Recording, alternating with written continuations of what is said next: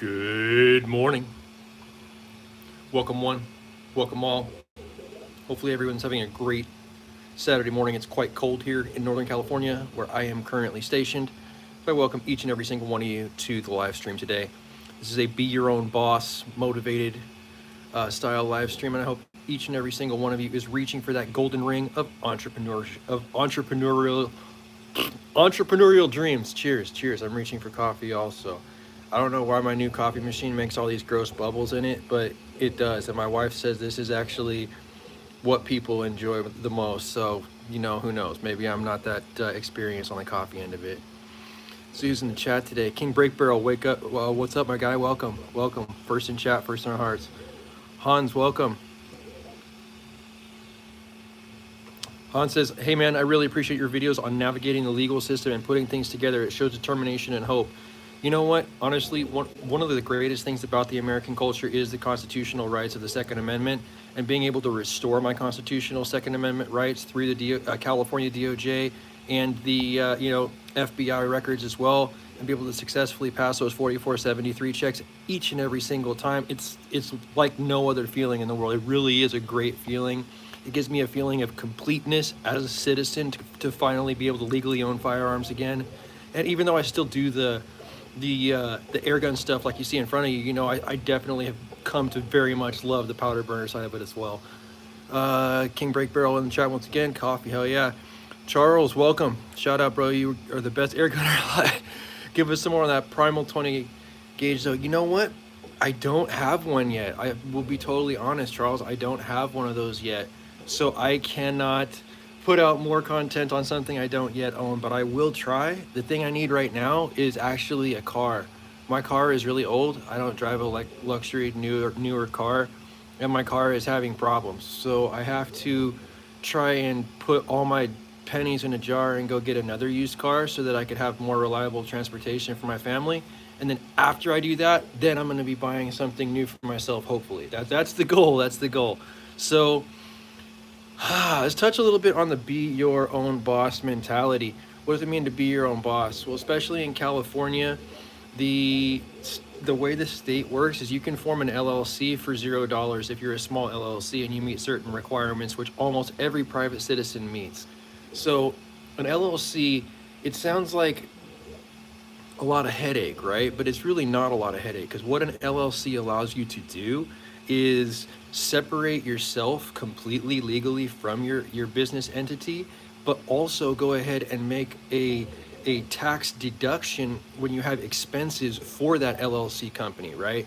So if you have a private citizen and a private citizen makes 60 grand on a side hustle, there's going to be a large tax bracket associated with that, and the private citizen will be able to write off none of those expenses unless there's a 1099 associated with the side hustle, right? So you look at it like that and you're like, okay, well, instantly all of my expenses, if I'd had an LLC, would be an instant write-off, taking away from the total amount of taxes I would have to pay at the end of the year to be in business.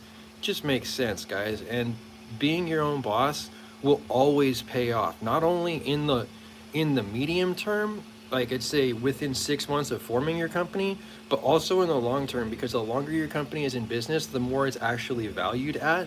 And the more, like, the closer you get to like those fairy tales where you hear people sold their startup for X amount of millions of dollars.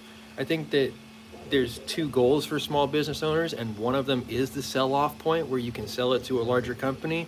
But there's always that like shake 'em up gambler style chance that your company could go absolutely nuclear, and you yourself could be the sole proprietor owner of a very lucrative company, right? That's hopefully one of two positive ways it ends. You could also like lose all your money and have your wife leave you and fall on your face financially.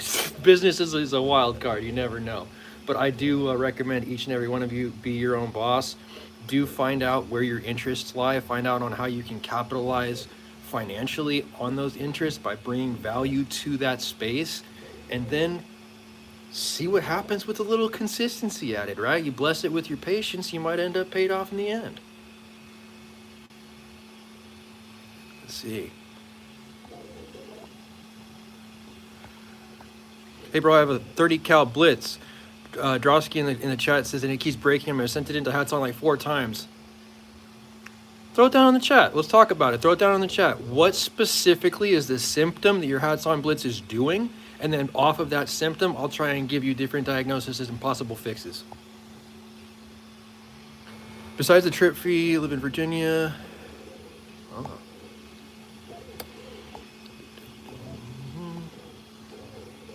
If you own your own business. You know what? I did not know that there's a difference between male and female tax brackets. That's an interesting thing, Charles. Good comment in the chat. Oh no. I can't believe I let it happen. The drawstring to my sweatshirt ended up in my coffee jar. This is not good. This is not good. Good morning, gentlemen.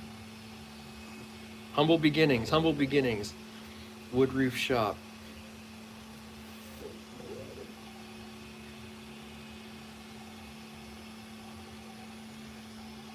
Cheers to each and every single one of the 50 people in the chat right now. Hope you're having a great morning out there.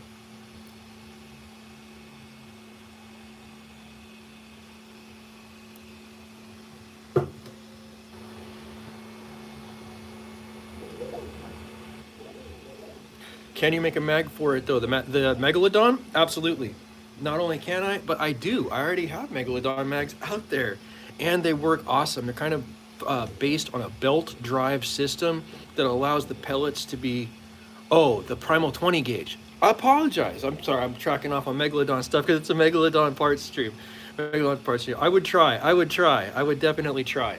I would say that as a thing, my company is probably 60% airgun magazine sales. So with a metric like that, I'm afraid of nothing as far as magazines are concerned. Always willing to take a shot at it. We've done the S45, we've done the T50, we've done the T9, all the hard ones that people had trouble getting done. I definitely have great pride in the fact we were able to accomplish it.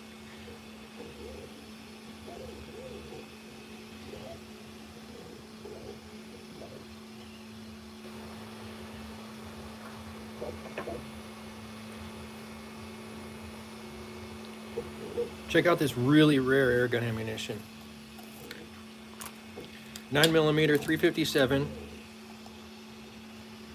American Air Ordnance Diabolo pellet. I don't even think these guys are in business anymore. They kind of disappeared off the face of the planet. But look how nice these are. I wish they would have stayed in business because these are just cleanly formed.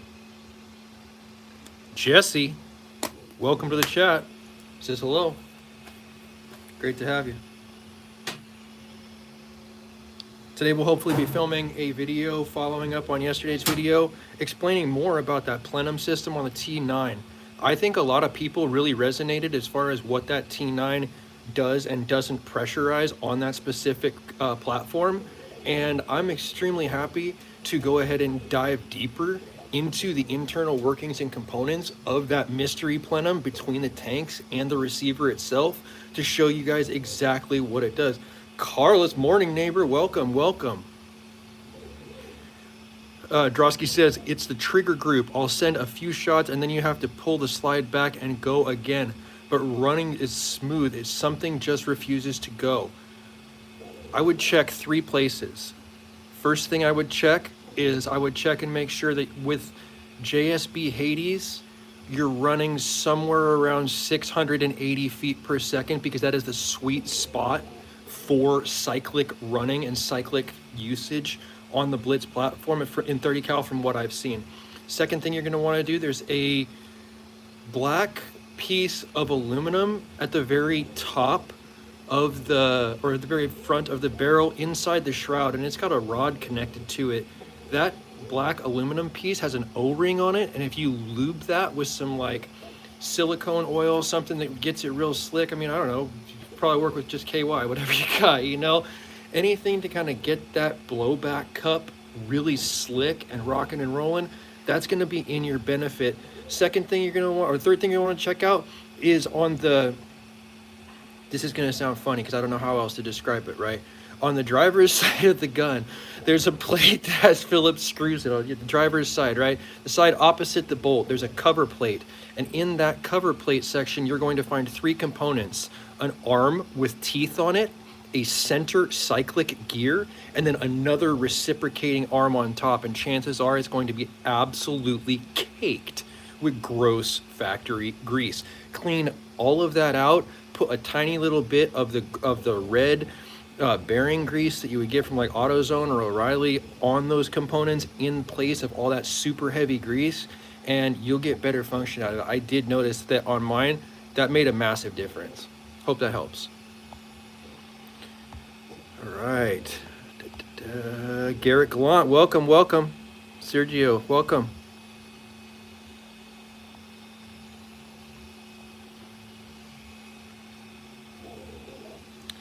Charles says, honestly, I think it's a barrel stabilization unit. You know what? I don't. Here's what the thing is about that T9 situation.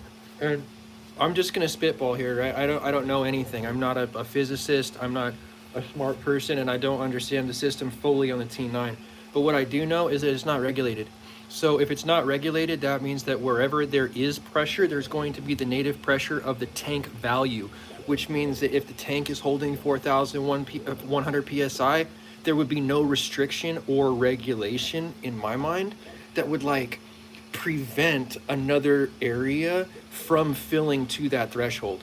So for me, I'm terrified. I won't fill it up, right? I don't know if that thing is supposed to hold any that kind of value without having the stamp on the side of it. I've always been, if it doesn't bear the stamp, we don't pressurize it. And I didn't know that that was part of it. Maybe mine's broken, right? That could also be a thing. Maybe mine's broken and I have a seal that I don't know exists somewhere in that mystery manifold that's allowing pressure to get inside of that shroud and do what it's doing now. I mean, I don't know. I do think though that we're making enough of a stir about this that here, you know what? I'm just gonna get it. I'm just gonna get it. If I don't bring the whole Chenga over here and I just have the shroud, I shouldn't have my stream deleted. So let's see what happens.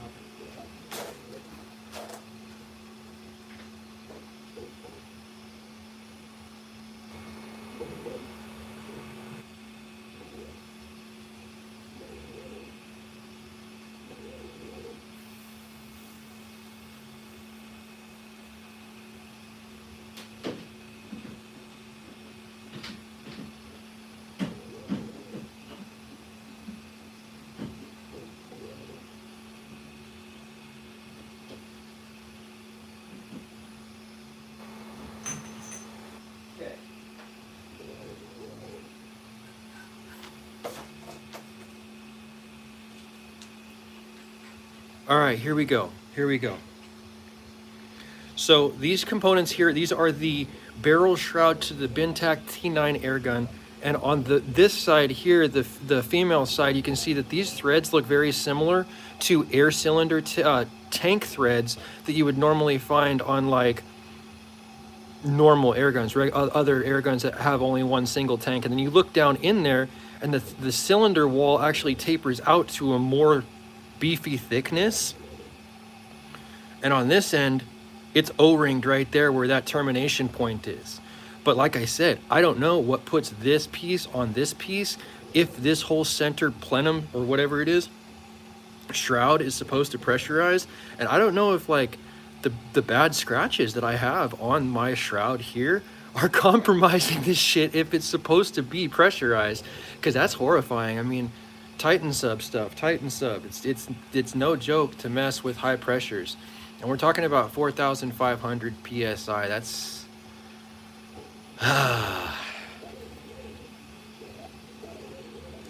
it's a lot of questions here.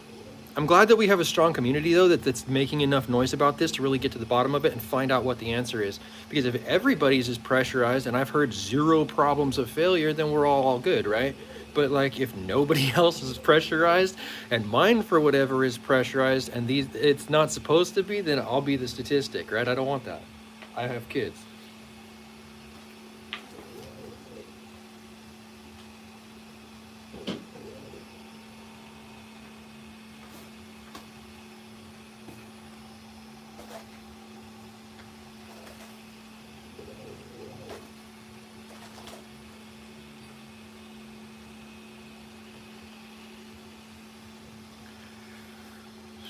Charles says, in a second I'll be in the middle of Burger King, but I'm not in this stream. I'll literally be there for the next 10 hours. I'm going to watch you all day. Cool. That's cool, man. I appreciate the support, 100%.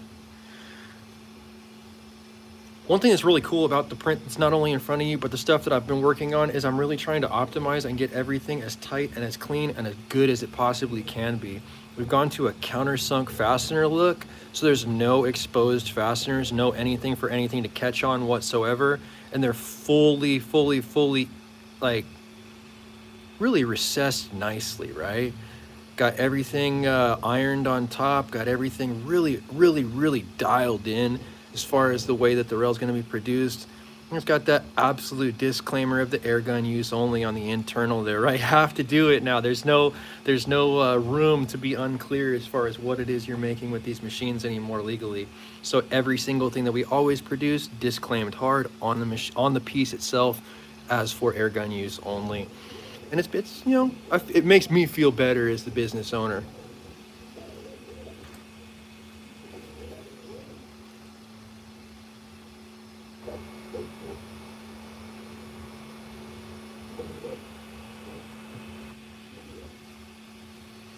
Have you guys seen these Brazilian penetrator pellets?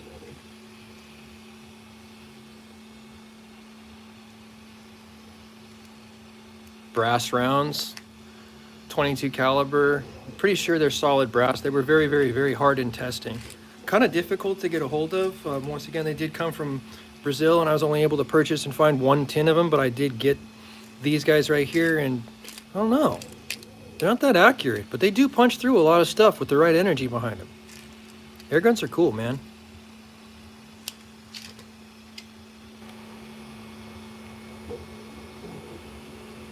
D Herrig 42 says, my brother bought an extended mag from his Megalodon from me who loves it. Hell yeah, that's cool. Really cool. I love hearing positive stuff like that.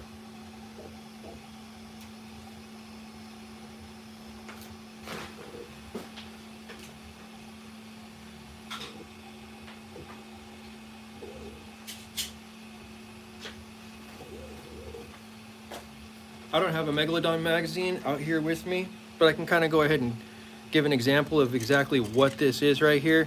The Megalodon mag works on this belt drive system, and what ends up happening is this piece locks into the magazine breech, boom. This piece limits it on the receiver.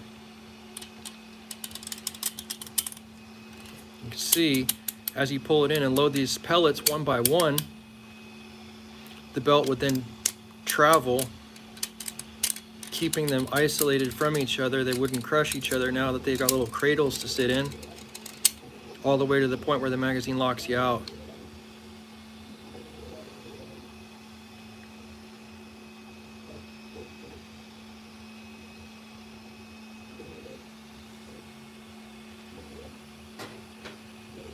I want to thank everybody for taking the time to go ahead and check out the stream today. Big focus on being your own boss. Be your own boss. BYOB. In California, I've noticed that there's 2 types of people, and those 2 types of people are getting further and further apart. You got the people who own the boats, and you got the people that clean them. And I don't own a boat. That's all I'm going to say, right? I don't own a boat. So I'm cleaning boats right now, and I'm trying to get to the top where I'm able to go ahead and be lucrative for myself in the same way that I see the people who are doing it at that level do it, right? This is a state where you can form a free LLC, and if you apply yourself and you have a skill and basically a hobby that you just want to go ahead and bring some value to that space with, you can form a company doing that thing. That hobby can turn into a company. Obviously, you don't want to kill your hobby by being forced to work in the sphere of what you enjoy doing in your free time, but if you love it enough, it can be lucrative for you. Be your own boss. Don't sleep on it.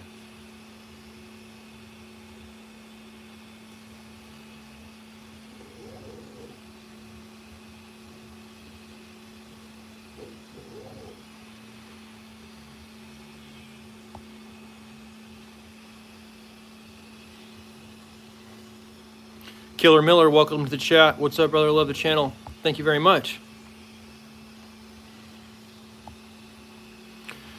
As far as self-defense situation, if you had to choose the T9 or 25 cal Cuban GK1 V3, which would you go with? I have both, and I'm still debating which I would reach for first. Now, you know what? It's interesting because the Cuban GK1, you're always going to basically, quote unquote, have one in the chamber because it's kind of a revolver, and there is always a pellet behind, in front of a transport port that has a barrel in front of it.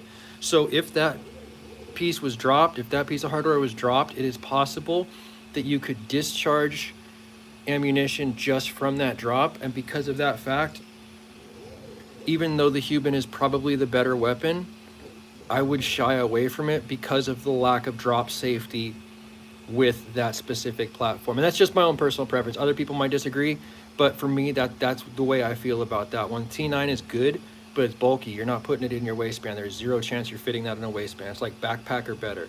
So there's give and take to each one. Whatever you're comfortable with, that's what I would say defer to. Some people, like with actual firearm revolvers, they'll carry on an empty chamber. So they'll have, on a 6-shooter, they'll have 5 bullets in the cylinder, and they'll have an empty chamber that they have the hammer actually sitting on. So if it snags on something or gets dropped or whatever, the shell doesn't go off, right? It's got to complete that whole mechanical action to get to the next shell before it ever hits it. So I know that is a thing for that, and maybe you could do the same thing with the Cuban, but it still would be an imperfect solution. Memer says, what printer is that? It's a Ender S1 Pro. Joshua, welcome. What's up, brother? Welcome. Zach3540, are you able to have firearms now? Absolutely 100% am. I am able to have firearms at this point. I do have my constitutional rights fully validated by California DOJ. I have the golden letter from Rob Bonta, and I've successfully completed a lot of 4473 forms this year. So thank you very much for that. I definitely am able to own firearms, and I'm proud of it. I'm proud as hell of it. I had problems when I was a kid at 18 years old. I'm over 40 years old now, and I never got in trouble past that one initial thing, and it was a stupid thing.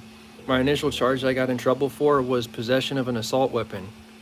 And in a lot of states, there's no such crime that even exists. Possession of an assault weapon is only a crime, only an existing statute in a handful of states, right? In any other state, it's just a regular rifle that we were target shooting. So to get in trouble because of the nature of the weapon versus doing something nefarious with it, I've always felt it was a gross overreach, but that was the law of the land. I didn't know. Fast forward 20 years, did restore my rights. Am happy I did so. 100% recommend anybody in the wobbler felony position, try and restore your rights through reduction and expungement. Chat's going fast. I'm trying to keep up with people. Boss talk money. I try to be that bag chaser mentality with my businesses. I'm very happy-go-lucky, but by the same token, I have a family, and my family is going to need to rely on my endeavors long after I'm gone. So if I build something of value now that outlives me personally, that's something that they'll be able to utilize as an asset, and that's important to me. So be your own boss. Pay yourself first, invest in yourself. If I had $1,000 today, I would spend $300 with LegalZoom or Zen Business, whatever your preference is, and have them start the LLC for you so you don't miss any steps.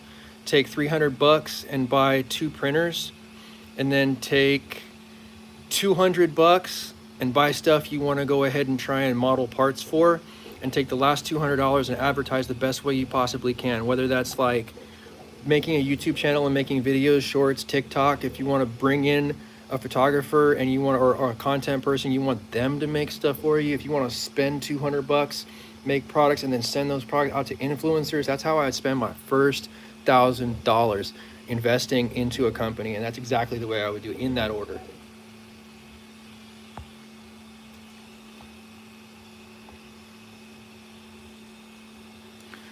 Would you hunt with a 50 cal harpoon setup for whitetail? I don't know. I'll be totally honest with you here. I'll let you guys see your host so you can see the honesty here. I never shot a deer. In my whole life, I never shot a deer in my life. So I probably could, and I feel like I have the accuracy skill set to knock a deer over to where it wouldn't get back up. but I've never shot one in my entire life, so I don't necessarily know what it takes. That's the best answer that I could give you. I would say that in one of those situations, I have shot squirrels, and I have shot rabbits, and I have shot other pest animals, and I have shot coyotes and stuff, and I know it's always best to bring enough gun. It never looks good through the scope when you don't bring enough gun. It's hard to watch. So I would say shot placement would be critical, and being close is going to be critical, like 25 to 50 yards maximum. And then I think you also have to factor in skill as a hunter. Like, if you're really good with it, if you can drill a softball at 50 yards, take the shot.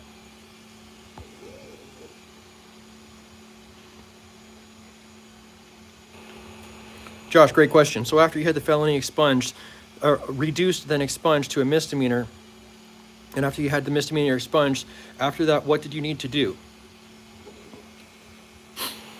Basically, after you go through the entire process, the law says that they have 30 days to update your file as far as your legality status with the courts, with FBI, with the DOJ, with California, with all that stuff.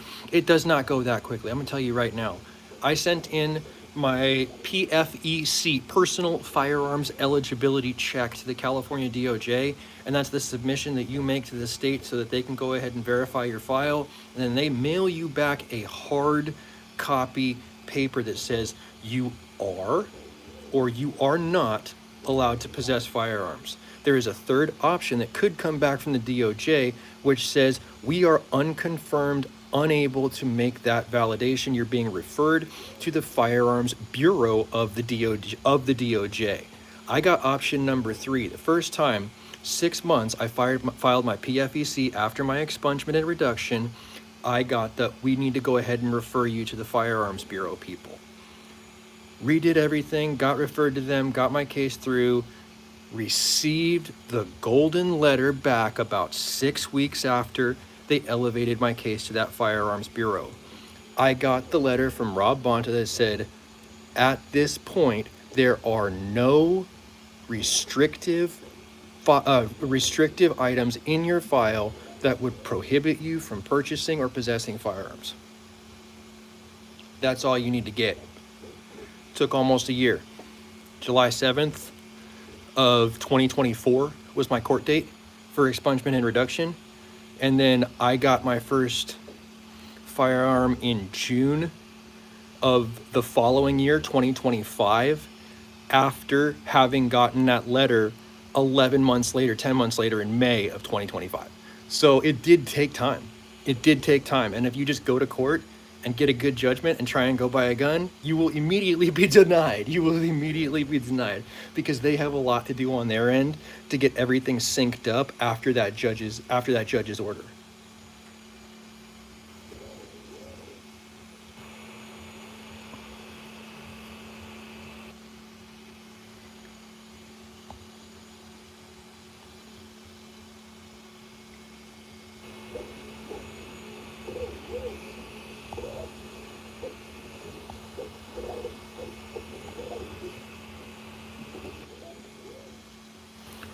What do you prefer, 9mm or 45? 10mm.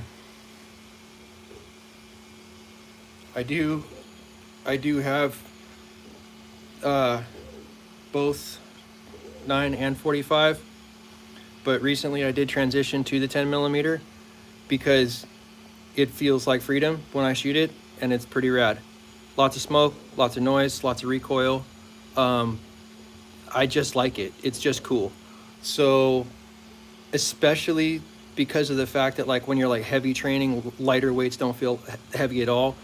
If you shoot 200 rounds of 10mm and then you pick up your 9 and you shoot with that, it's like shooting a toy, and you could literally one-handed flat shoot nail driver style groups because you're used to managing like this bare caliber style recoil. So I don't know, 10mm just makes me feel tough. I'm not tough, so getting that feeling anywhere is really good.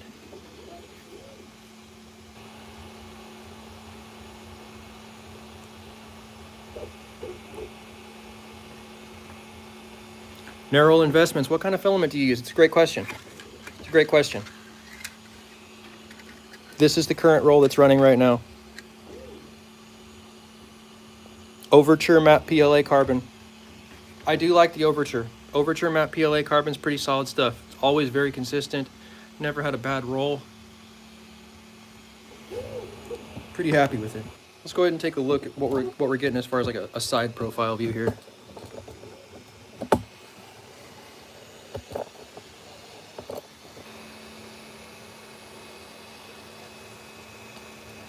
Now keep in mind, prints always look the worst when they've got direct top lighting, and this print looks sick, super sick right now. So if it looks this good with the top lighting, any other lighting is gonna be rad. I'm happy with this, very good, very good.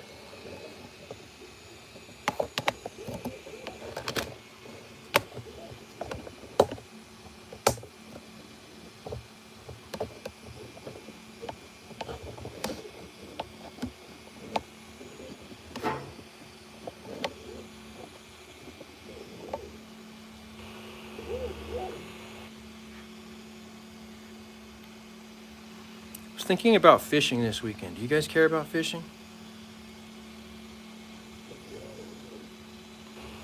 D. Herrig says, I hope you had a good New Year and Christmas back here. Dude, thank you. Appreciate it. Hope the same for you, my guy.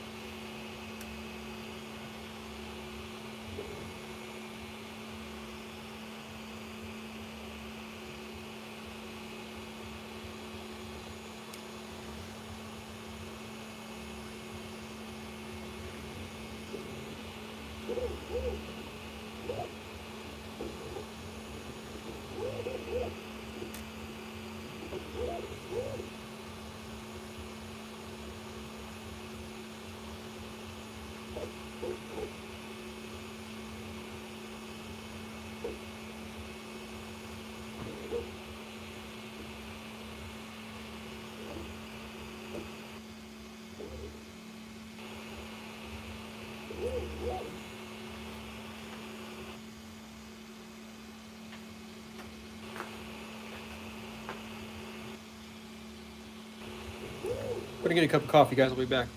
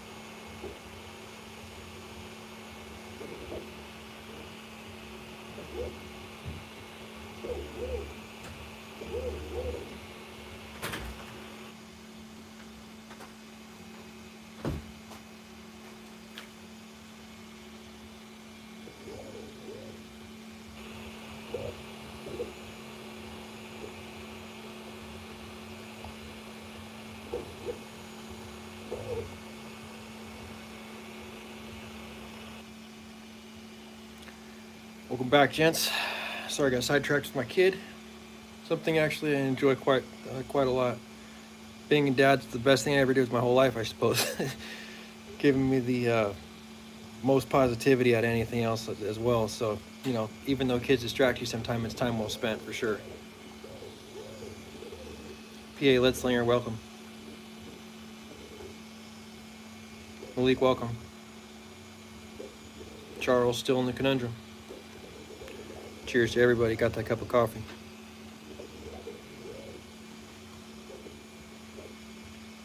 Today, take a look at our sonic pad here. We are making Megalodon Bead Sight. Let's get a side look real quick. Rad.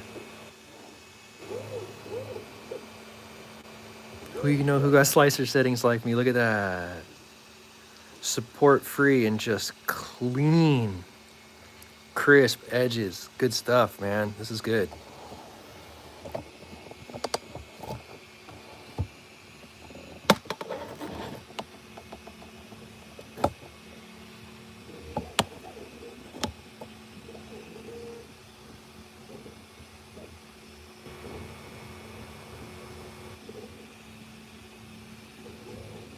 To the 120 people who are currently in the chat, be your own boss. Can't encourage you enough. Basically what you're looking at is you're looking at a printer that was purchased broken off of eBay for about $30. I replaced a $10 component on it and got it back in the fight. That $35 total investment on that printer was able to kick out a $150 part the very first time it spun. That part paid for itself, paid for all the filament, paid for the power, and now I'm in the black as far as the investment is concerned.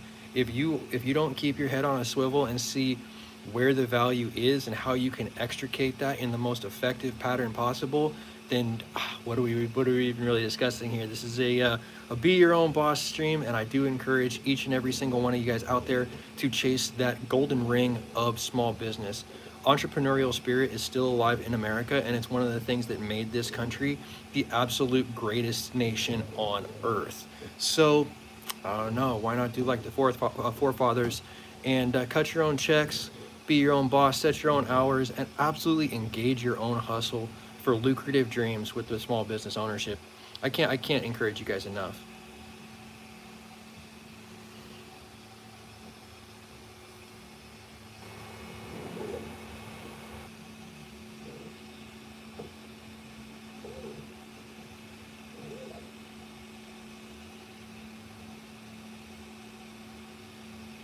What business would I start if I didn't have the ability to print? What would I do if I didn't know how to do any of this? I would take my iPhone to junkyards and I would open the eBay app and I would look for expensive car parts that might potentially be around me, maybe even see if Grok AI could help figure out what the most valuable parts in the yard were. And then I would go ahead and I would pull those parts and sell them at a premium on eBay after getting them for the low out of the junkyard. There's value everywhere. There's value everywhere. It doesn't matter whether that's a 3D print or whether that's a secondhand car part that you purchase to pick and pull and then resell to a person who needs that car part in their life and doesn't want to go to the dealership. There's a lot of avenues that you can exploit to be able to further your own financial freedoms in just the online aspect only, right? We're not even talking about face-to-face, person-to-person type sales. These are online avenues only, which makes it available to everybody. I know people are out there, well, I don't got pick and pull. No pick and pulls around me, no junkyards around me. All right, well, what are you gonna do? What about Amazon resale pallets? People send returns back to Amazon all the time. People decide they don't want something, it's brand new stuff, it works fine, they don't know how to use it, it works fine, whatever the case may be. You buy a whole pallet of stuff, the Amazon return pallet, and then you just nickel and dime it out. Online sales. Again, no face-to-face transactions. Good to go. I probably could go on all day. I do love trying to be my own boss. That's like one of my greatest hobbies.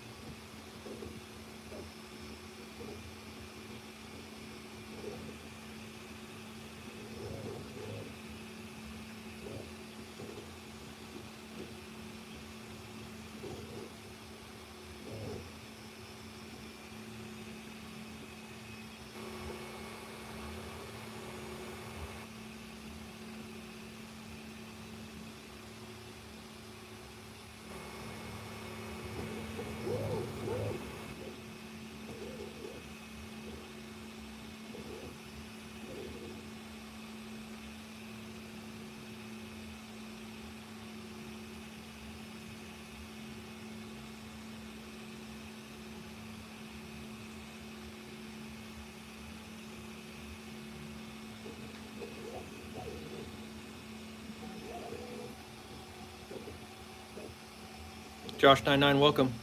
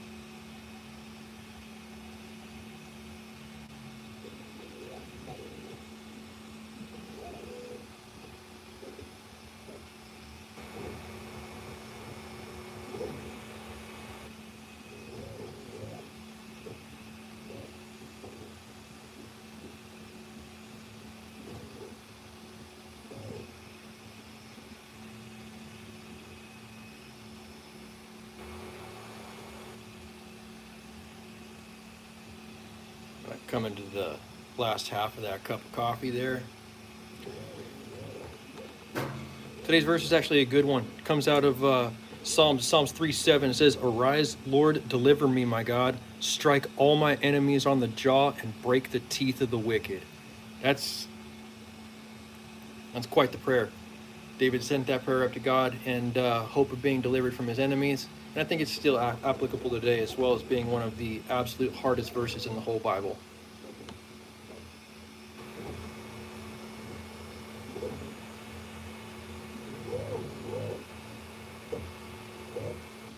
Yes, sir. Josh99, present.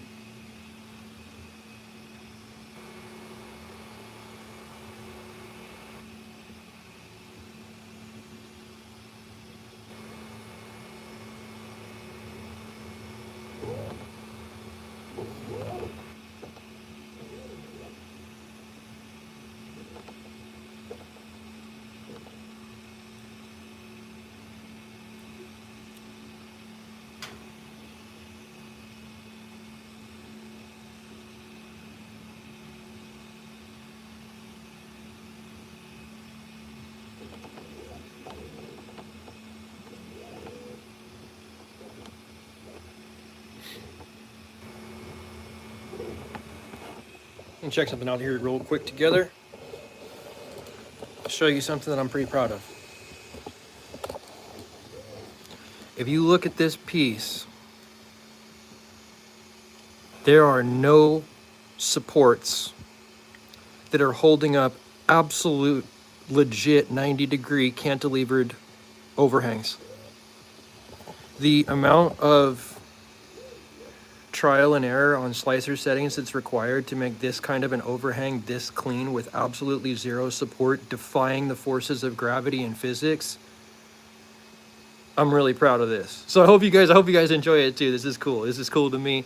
It's taken me 3.5 years to be able to develop this specific slicer setting, and I'm happy with it.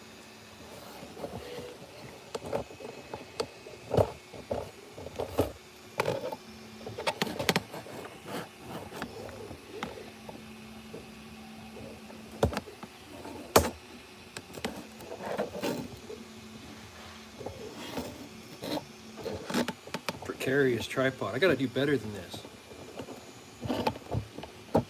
Precarious. You guys seen those flameless lighters? My wife got me this. Pretty rad.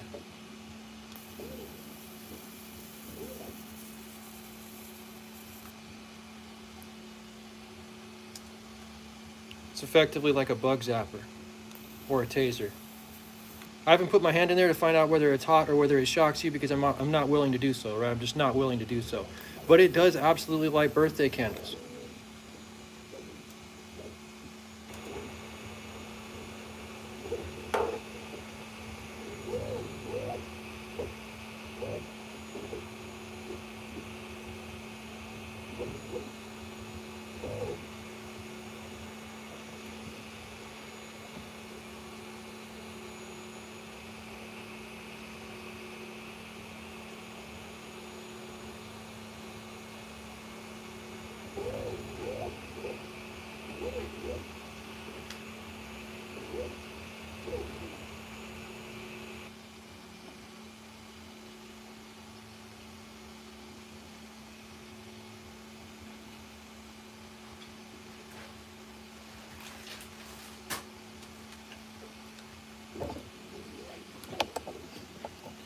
All right, guys, let's go ahead and compare 22 caliber to 72 caliber. 22, 72.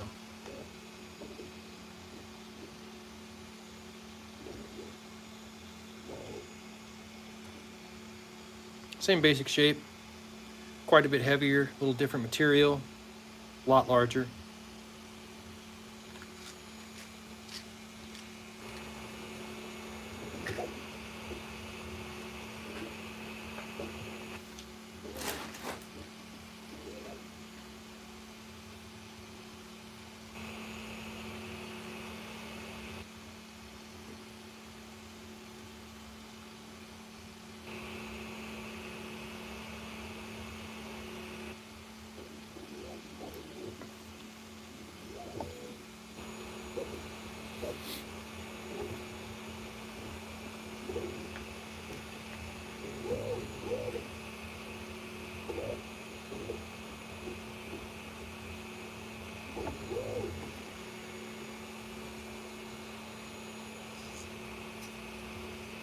You guys want to see some tools that are 120 years old?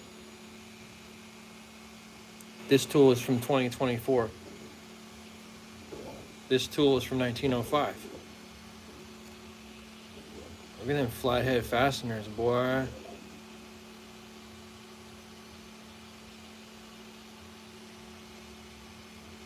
Old, old, old.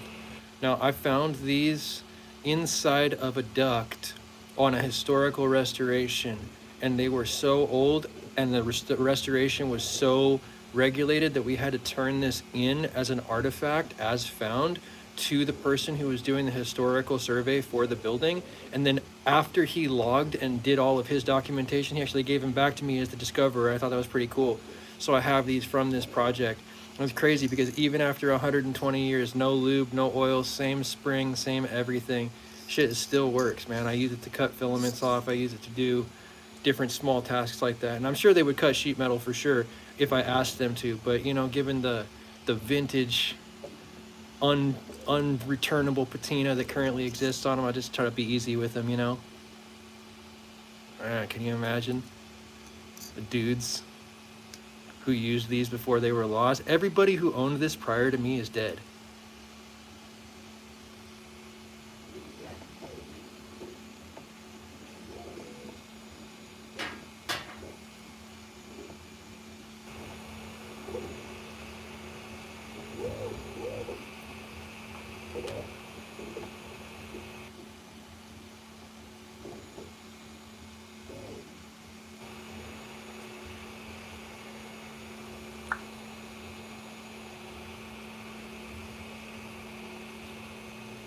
John S., welcome. See you in the chat, my guy. Welcome, welcome. You can see that I've been training with pistols that are too small for my hands because I got that stupid bite on my thumb there. It's hard though. It's hard though. You know, you have a size 14 wedding band and your hand basically covers a 12 by 12 plate. It's hard to find a pistol that works for me.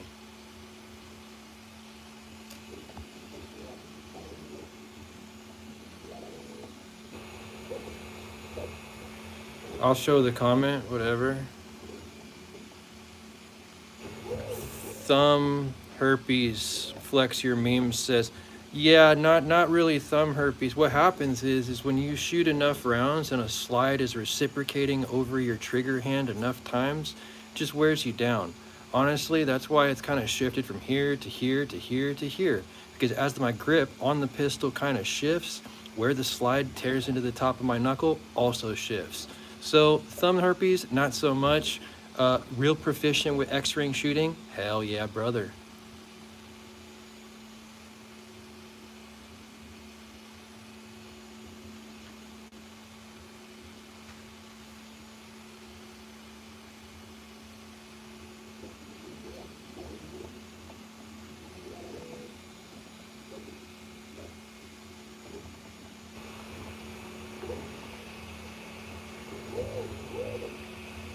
Brian, welcome.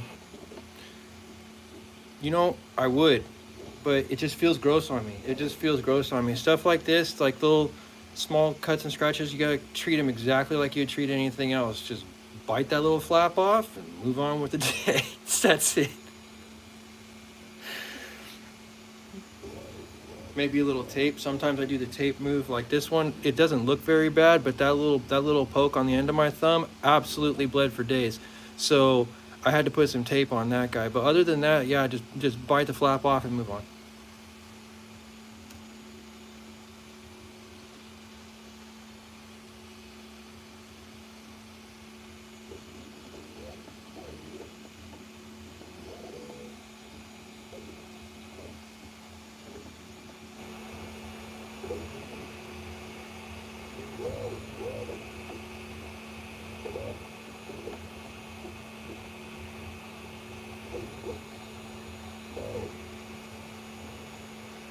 What are you making, Chief? Let's check it out. So the Megalodon is a pre-charged pneumatic, large caliber air rifle. And I am making a Megalodon front bead sight today for said air rifle. Should be pretty cool, right? It gives you that quick acquisition style feel of having a bead sight like you would typically find on a traditional powder burning shotgun. And because it uses that pump action style cyclic method, it really does fit well with that platform. Looks good, gives you the tri-rail. Fiber optic bead sight's gonna go in that front recess.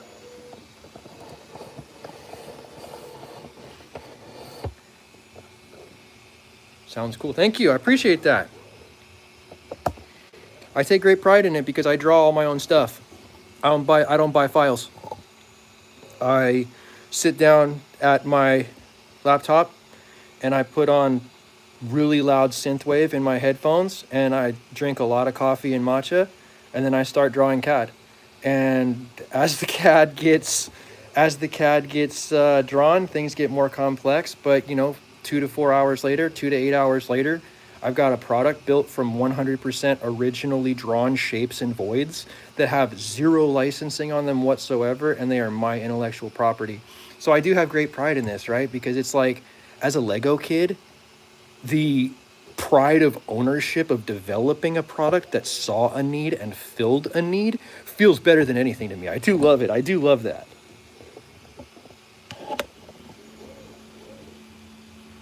Drop a like if you're small business minded and you feel the same way. Terra Tactical, wow. Welcome to the chat.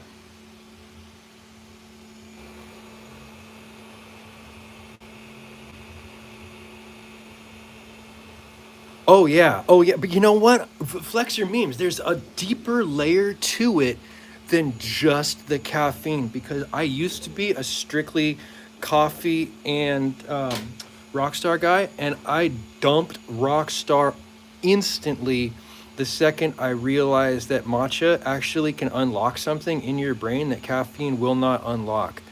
Actual real green tea matcha, it's different. And it allows me to think clearer and allows me to work better and develop answers to more complex problems than I would be without the matcha. It sounds like a miracle drug, but it's really not. It's just really good green tea. And after I got into the matcha about 6 or 8 months ago, my CAD got better. I did get better after I started with the matcha. That's the catalyst. That is definitely a catalyst. That and doing it repeatedly, right? Anything you do long enough, you will get good at.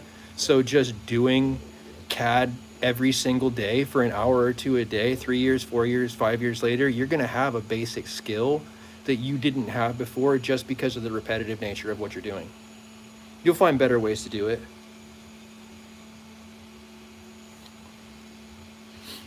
Like here, let me get an old print versus a new print.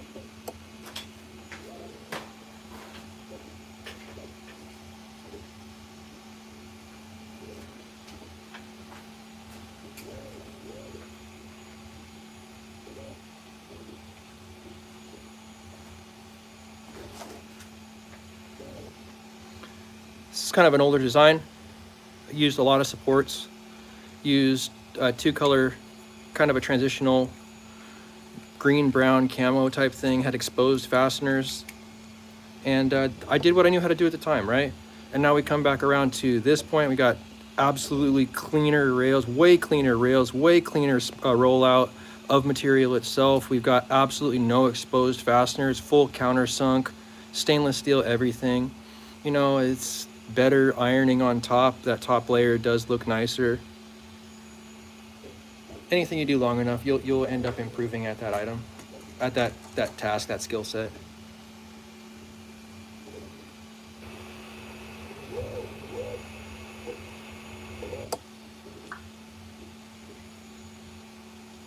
This is only a 4-hour print as far as like total length of runtime on the machine. So for 4 hours, I think if I plug my phone in, we could just go start to finish on this one. And then you guys will have like that logged archive of what it takes to go from layer 2 to, you know, layer 55, layer 108, whatever it is, to get a full complete product off a build plate. Maybe some people are interested in that. If not, the analytics will definitely let me know. Smash like if you like this type of stuff.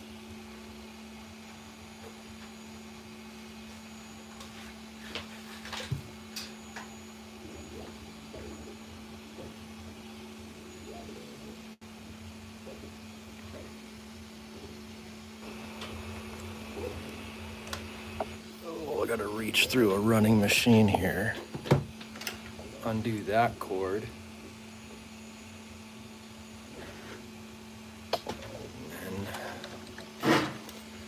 Give her the old reach around here. Wow.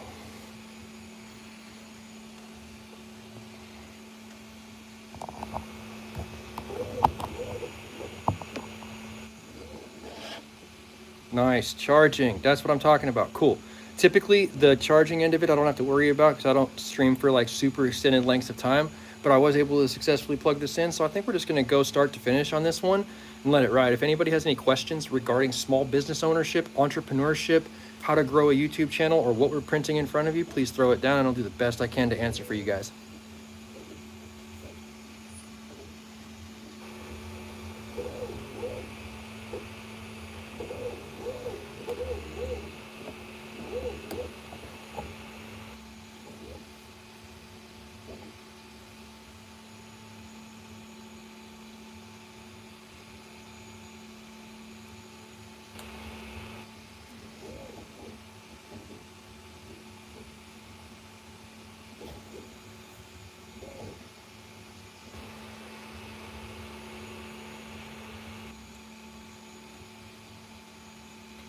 Yo,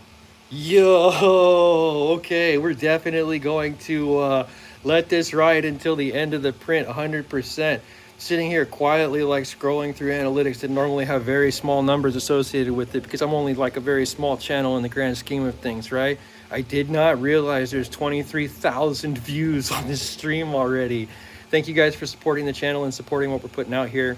I do like putting these types of interactive content out for you guys, and I really do appreciate that overflowing, overwhelming show of support. 22,000 views is wild.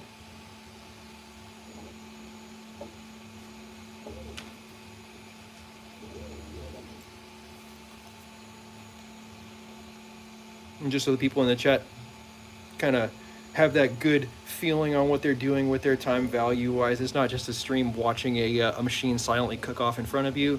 This is definitely one of those things where I am present and I am here to answer any questions you may have as far as your small business journey. Or air guns. Air gun journey as well. Got air gun stuff as well. Boom. Probably seen these as a kid. What about 9mm ones? 357 pellets, 82 grains in weight, and they're made by a company that's no longer in business. So kind of a rare tin, but yeah, whatever you guys want to chat about, I'm here for it.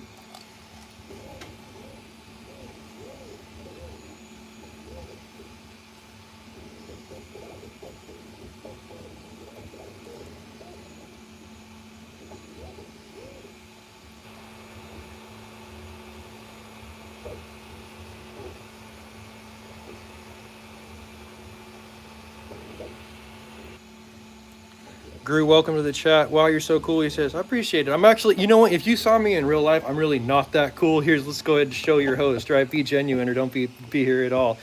Hey, I'm not that cool. I'm just a guy. But I'm happy to be here with you guys and answer questions as absolutely authentically as I can.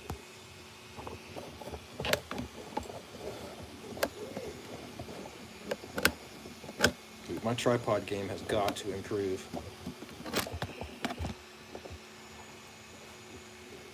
Because the behind the scenes on this thing says that I'm at risk of actually knocking over a mason jar, and if I knock over said mason jar, then, man, we're in a world of hurt. Come on, get it right.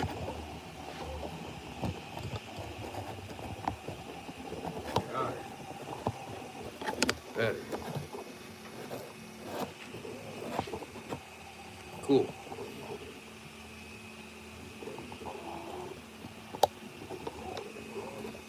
I'm going to give you guys a quick look at the progress we're making here. This is a carbon fiber part, which is why it's got such a clean surface finish. I do love the way it comes out, but it's also more rigid and just a little bit stronger than typical.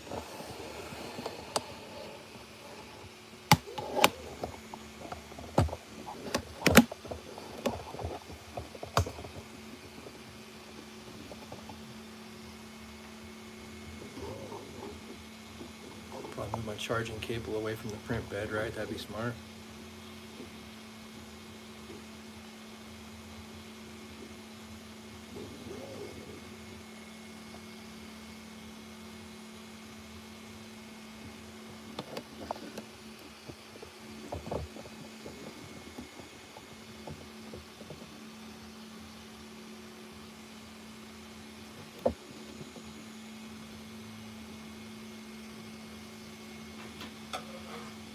This guy right here was probably one of the best values that ever came across the Amazon marketplace in 2020.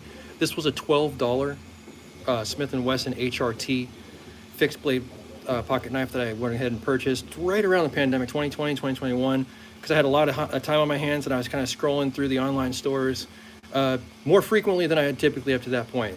I can't believe the price that they've gotten up to now. I think they're almost double that price. Let me see if I can pull it up on my phone. See exactly where we are at the price point for the HRT today versus the $13 price point that we previously had saw in 2020. Smith & Wesson HRT. Dang!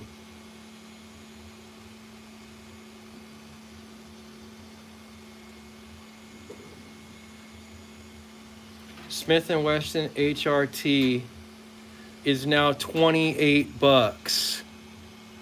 That is wild. Now 28 bucks. So it's more than double the price tag that it was when I paid for it. It's probably not twice the knife it was then, but it's still very stout and it sharpens well, holds an edge.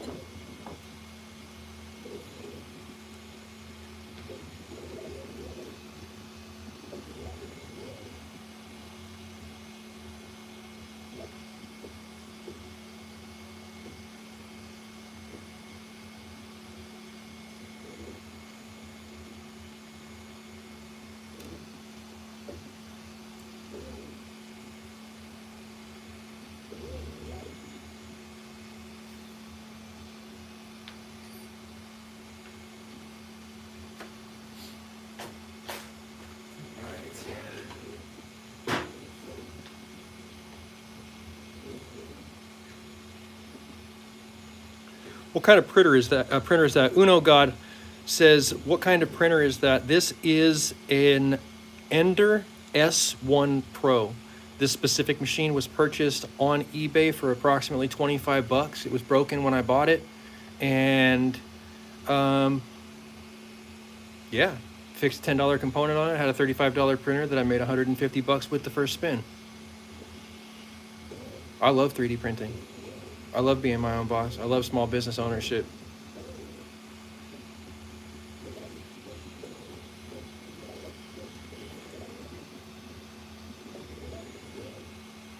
Interezzo, welcome. Francisco, welcome.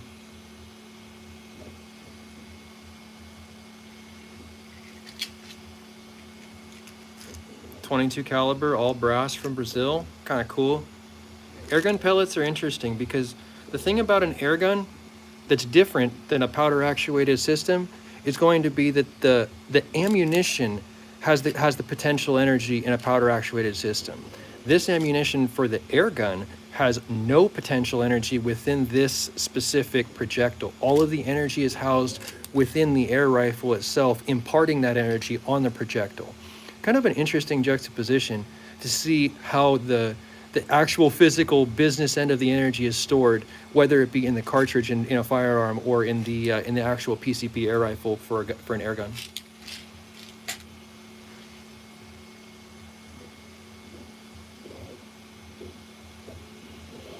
But that also raises the point of, without an inert platform, because the air gun is not inert, even if you put a snap cap, which would absolutely be inert in a firearm, an air gun could spit this out, because it's basically like anything that gets in the way of that airstream is going to be launched from the barrel. So definitely you'll have to take into consideration, because the power plant is the projectile, you won't be able to is the air rifle, you won't be able to dry fire an air rifle for familiarity the same way you could a firearm. Wendy 30, oh, that's hilarious. Wendy 33A says, I had an origami business once, but it folded. I was the same way, man. I was a tree trimmer once, but it fell flat.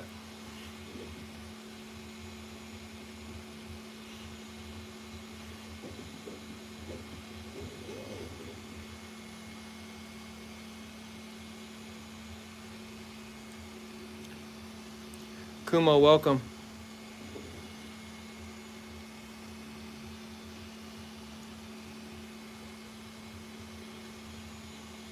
Bro isn't welcome. What am I printing? I am printing a front bead sight for a Megalodon air rifle. Let's go ahead and take a closer look at it together.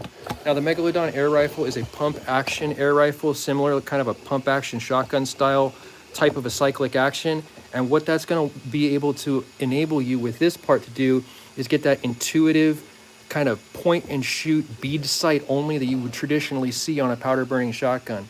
Now, this is for an air rifle. This Megalodon is actually an air rifle, but because it's got that pump action style cyclic method, it does absolutely lend itself to the front bead sight life.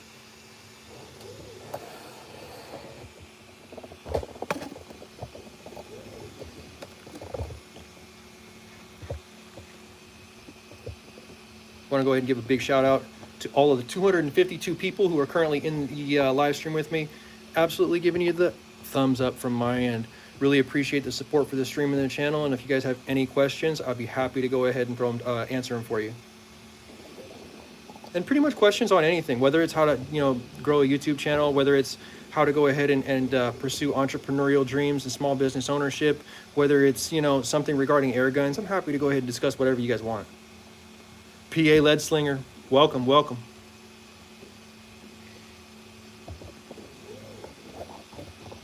I've got to get a better damn tripod. That's like my goals for the next stream. Is by the next stream, I want to have a more dedicated tripod system than I'm working with right now, because I feel like no matter what I do in life, I always try and bring good quality to the table, and the whole Blair Witch Project shaky tripod thing, not really the best quality. So if you're going to do something, try and do it at the highest level that you're able to, right? I just started my YouTube channel. I need to learn how to splice multiple videos together. This is a great question. I cannot recommend more that you use a program called Filmora. Filmora is exactly like it sounds, Filmora, and it's a direct competitor to Adobe, except you own the program instead of paying for it monthly like Adobe. You basically just drag your videos onto a timeline. Then when you want to put your next video clip on, go to the end of the previous one that you had on that timeline, boom, add it right after that. Now you're going to see merged clips. It's really, really, really easy. Say you want a picture-in-picture. Now you put one timeline on top of the other timeline and just resize the top one so it's smaller. You'll see your background image from the lower timeline and the forefront image from the secondary timeline, picture in picture, dude. It really isn't that tough. It super isn't that tough. And I am absolutely here to help you guys develop editing skills for your own YouTube channels anytime you guys want to talk about it. Thumbs up for the Filmora chat. I'm not sponsored by them, but I've used Filmora for the last 10 years plus on YouTube, and it's worked good for me.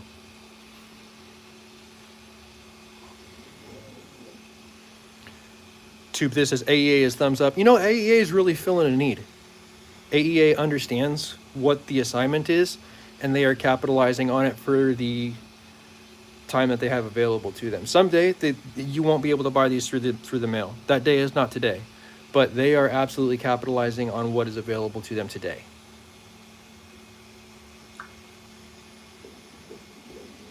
Probably got about an hour left on this print, and I'm really happy with how it's coming out.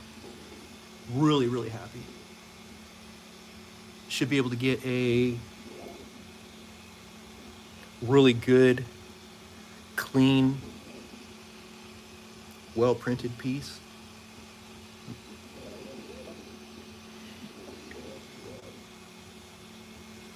This is the material that we're currently cooking. We're cooking a carbon fiber.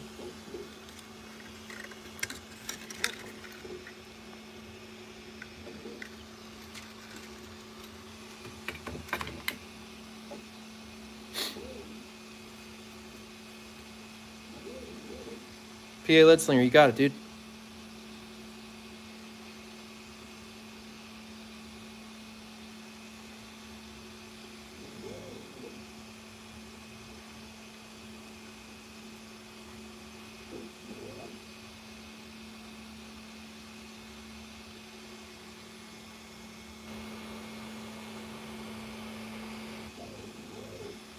This is kind of a small business Saturday-minded stream.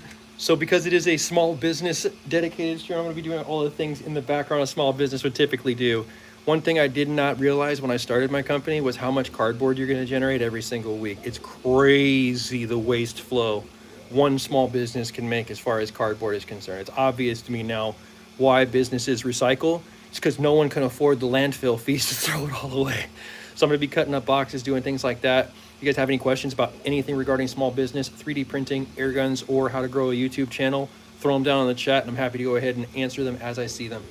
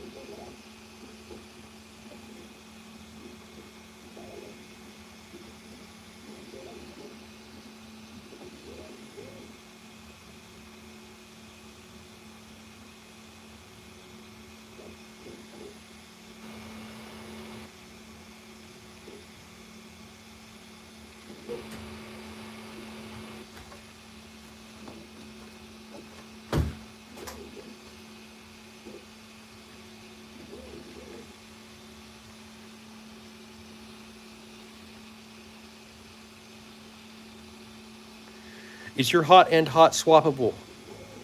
No. Great question. Let's take a look at it. This extruder is the all metal gears, all metal internals Sprite extruder that Creality came out with in 2023. I have been utilizing these Sprite extruders to great effect. Some of my machines have over 12,000 hours on the same extruder. So I put a diamond nozzle in every extruder that I buy the very first day that I get it, and I never, ever, ever, ever, ever change the nozzle again. And it will work guaranteed for the entire life of the machine. Nothing will ever defeat that diamond nozzle. Is the diamond nozzle like between $60 and $80 per nozzle? Yes, it is. But does it also beat the shit out of having to remove the entire extruder and replace the entire nozzle and then recalibrate the entire machine? Yes, it does, because you're going to be doing that like every single week if you print at the volume that I do. And also, you got to think about, it's not just one machine. This is one machine of almost 30. So if I had to replace 30 nozzles a week, it becomes not only cost prohibitive, but I can't have my machines down that often, you know what I mean? So you invest in it once, and you invest in it for the long look, and you put those diamond nozzles in your extruders, and then you never worry about changing a nozzle for the remainder of the life of the machine. It does make your prints smoother, it does make your prints stronger, and it makes your prints stronger by making machined layers, right? You have a CNC machined diamond nozzle with a perfectly flat surface. So your layer adhesion is now through the roof. That layer adhesion is half the strength of the print. So the more of a precision layout you can get in between your layers, the better those layers are going to mesh together.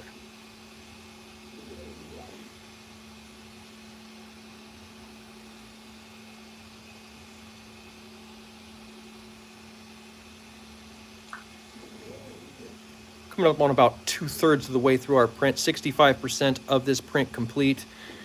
What slicer do you use? I like Kira.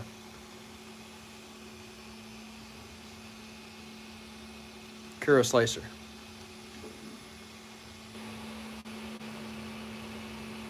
Now, the interesting thing about this is because of the fact that I have so many machines always cooking along, I cannot do it to where each one has its own touch screen, and each one gets an SD card, and each one's fed individual files. We can't do it like that. We have to move to this, which is the Sonic Pad, right? This Sonic Pad actually has the ability to run multiple machines. See if I can stay plugged into my charging port. Can run 4 machines, 2 of which are disconnected. This is 149 bucks for this pad. I think I paid, and it runs all 4 machines simultaneously. It will batch print. It will hold hundreds of STL files. It's really a good way to go about it. I found great efficiency with the Sonic pads. They're tough too. They last a couple years, easily 2 years.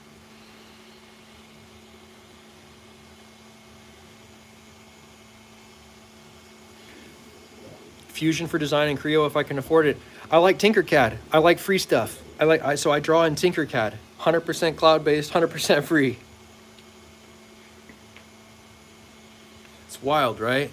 Think about that for a second. This entire item in front of you was created on a free cloud-based CAD platform with no subscription fee, no automatic tools, no automatic formatting, all just shapes and voids. It is possible. It's totally possible. You guys can draw stuff for free, make it on cheap machines, and turn your intellectual ideas into intellectual property. It is possible. This is proof in front of you.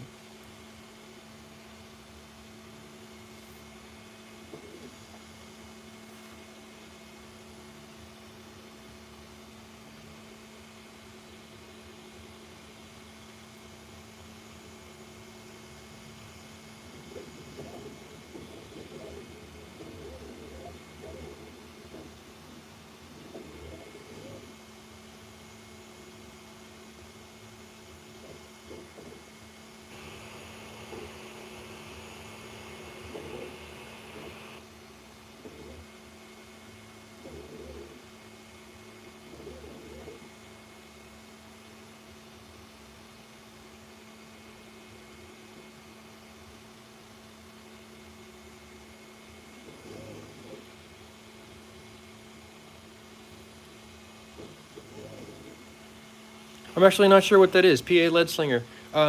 Maybe point me in the right direction. What is threads? I'm sorry if that sounds stupid. I just don't know, man.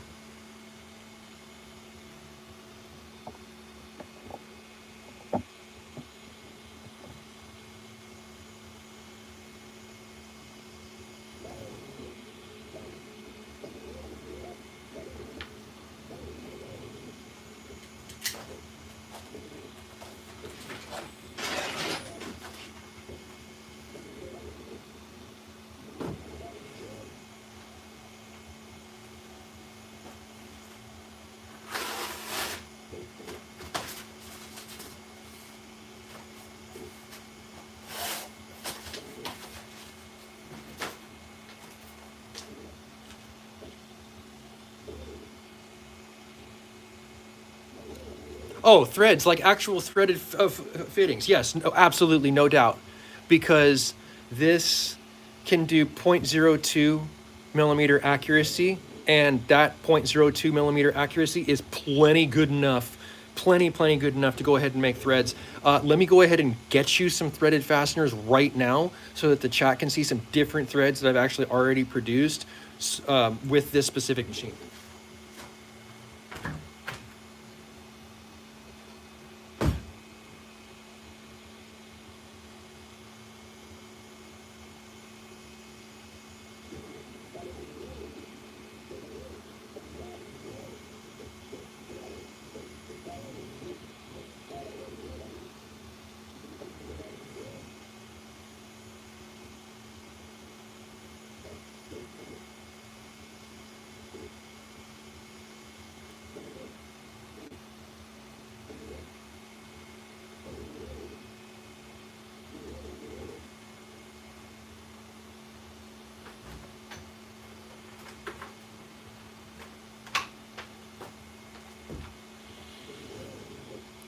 Boom.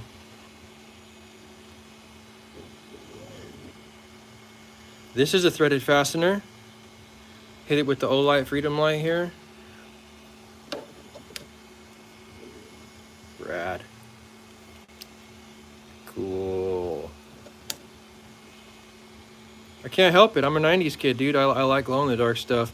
And this bolt is absolutely functional. This bolt does 100% thread in. This bolt is a functional piece right here. And it's cool looking, right? My kid loves these.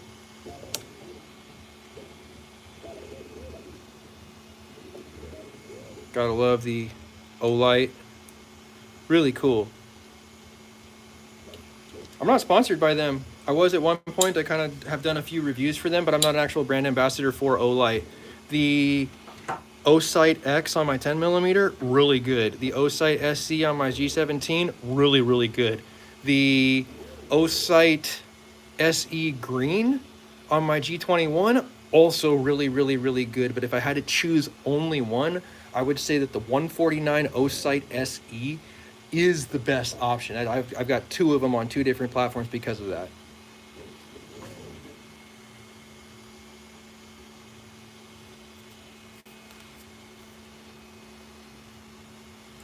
PA Lead Slingers has got the chamfer on it. Yep, that's nice. Olight's great.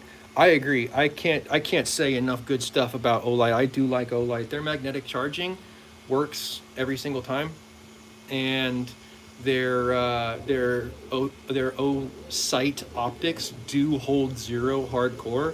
Even on my ultra rowdy bare pistol 10mm, makes 680, 700 foot-pounds of energy. Totally holds a zero on that all day long, no problem.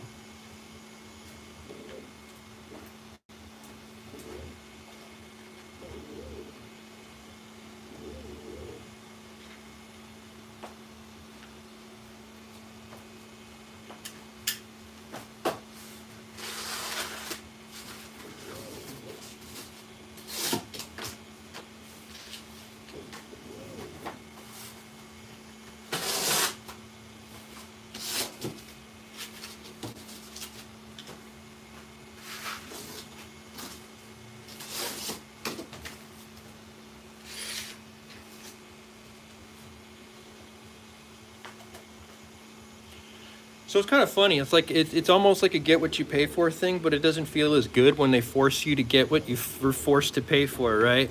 I had to buy a new safe because California has mandated that all safes after January 1st have to be approved safes by the California DOJ. Otherwise, they are illegal.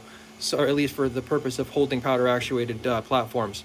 So I had to get a brand new safe, and I got the Pro Steel SW20E, and I paid almost $600 out of pocket, my own money. Wasn't given anything. I literally had to buy it all myself, and I can't say enough good things about it. I love it. I love it. I love it. It's funny. It's like, you know, if you're gonna buy the California DOJ one, and you have to spend the money. You would hope that at least it's nice. And I will say the Pro Steel SW20E with the pivoting hinge door that it has, it's really solid. It's really solid. It wasn't comfortable to spend that $500+, but it is very comforting knowing that I now have extremely secure storage that's also legal, right? You never want to end up going to incarceration vacation for a stupid reason, and not having a sticker on your safe is a stupid fucking reason, man.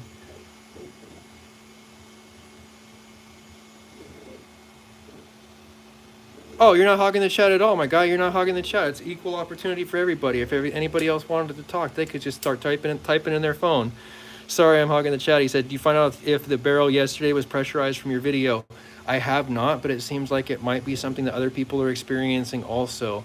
So I'm trying to dig deeper and find out whether or not that is the case, and I will be reporting back to you with hardcore evidence about whatever the eventuality is, whether yay or nay. I'll have for sure supporting receipts. If anybody else does have any questions, happy to go ahead and answer them for you. I'm just cutting up this week's cardboard, kind of getting the shop ready for another week of production. Happy to answer any questions for you guys.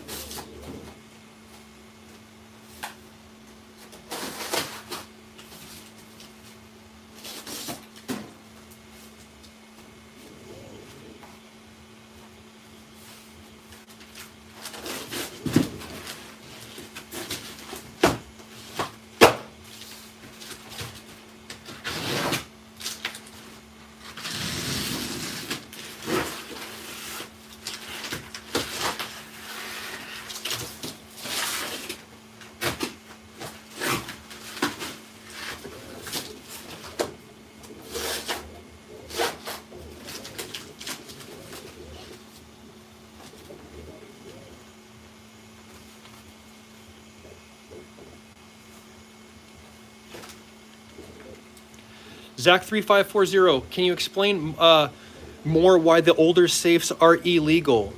PA Ledsinger says, I'm signing off. Have a good day, everyone. Have a good day to you, too, as well. You know, I appreciate you showing the support in the chat, and thanks for bringing up some great conversation. Zach says, can you explain more why the older safes are illegal?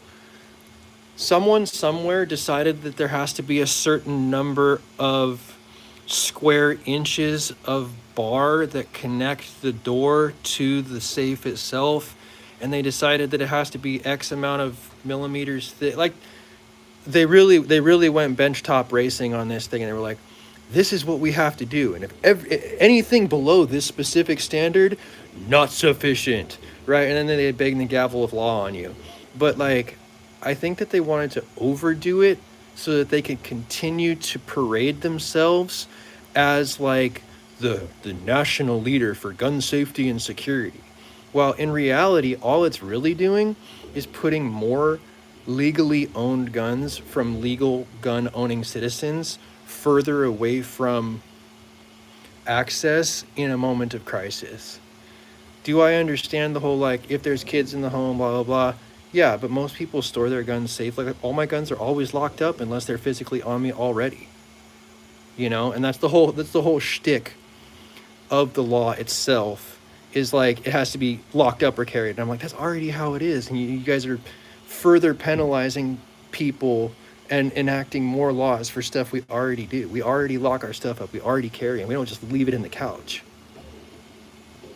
It's frustrating. Especially like when you look at like all the restrictions that are placed on it, and then you look at the police evidence table photos. Every single time I see a police evidence table photo, it's got a weapon that's illegal for me to possess or purchase, with a magazine that's bigger than I can have, with, you know, a person who had a possession of it that has a long criminal record.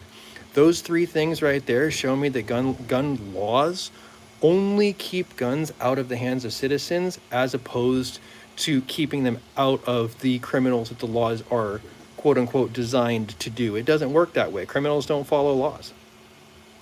Only law-abiding citizens follow laws.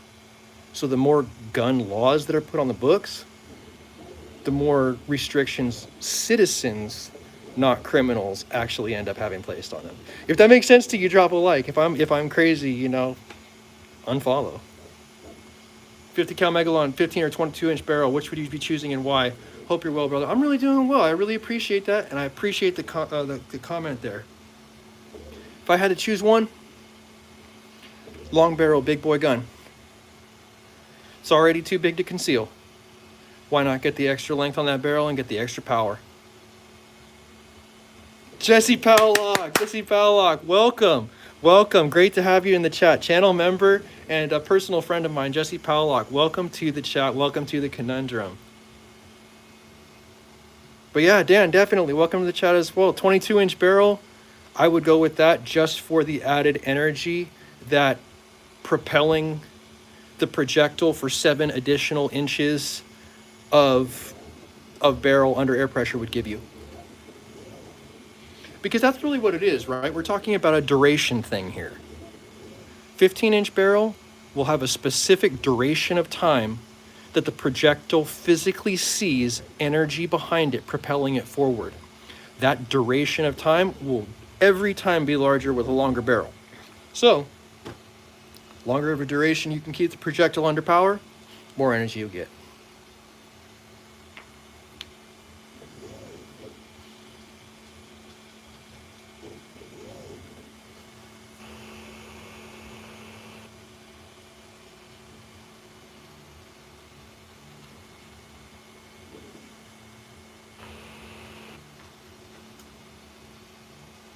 You guys want to see the world's smallest secret agent briefcase?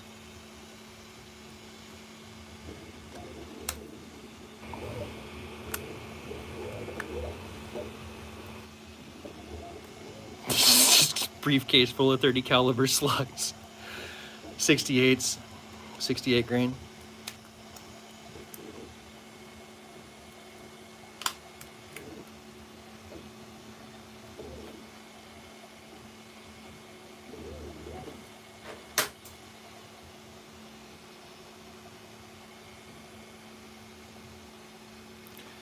VW, man, check it out.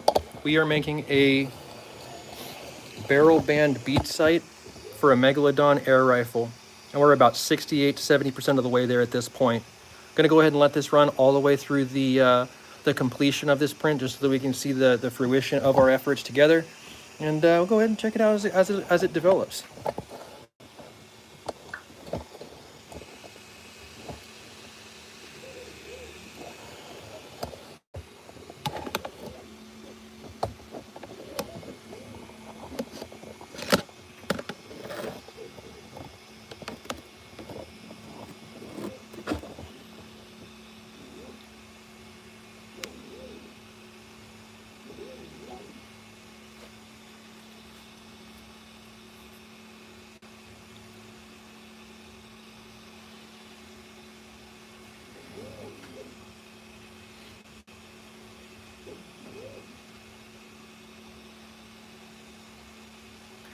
Jesse Powlock, absolutely shout out to you and welcome once again.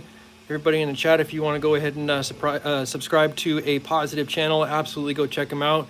His meta as far as live streaming is concerned is the exact reason why you guys are getting this content right now, because it inspired me, myself, to do this kind of live streaming, this vertical live style upload style that he also was employing to great effect. So definitely go check him out. Shout out to you.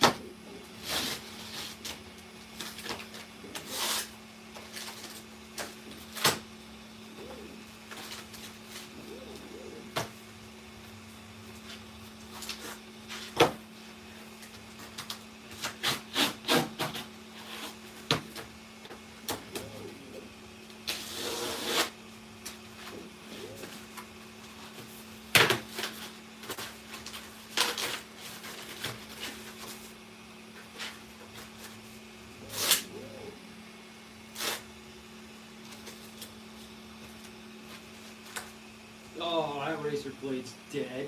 Super great, super great. It's like you're cutting boxes down on a concrete floor, and all of a sudden you're skipping off the cardboard, and you get that spark off the concrete. Razor blade dead.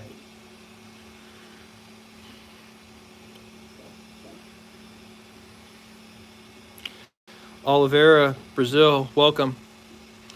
Sith, are you making glizzy parts? No, I'm not. Not even close. There is nothing powder actuated that I create with these machines whatsoever. This is all airgun stuff. So the Megalodon is a pre-charged pneumatic airgun, and it has a pump action. So we're kind of giving it a bead sight, similar to where the way a pump action shotgun would have on the powder actuation side, but more for an airgun platform.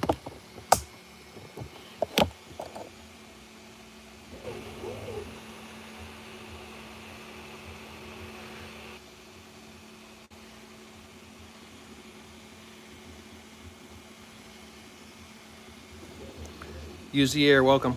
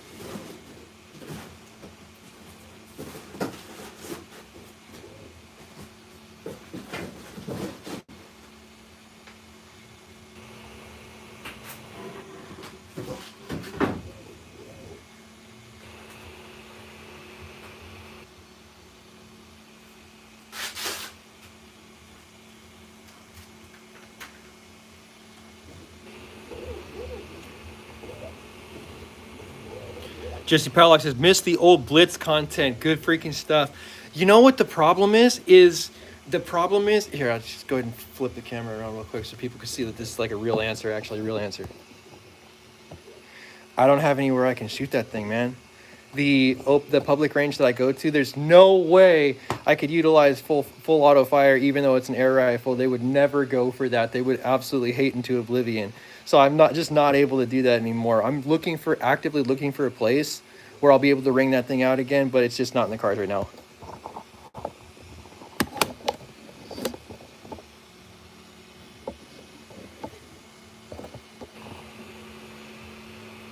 I will say this though, in honor of one of the best streams I've ever had in my entire life, I'm gonna go ahead and show you guys something special. This is body armor, right?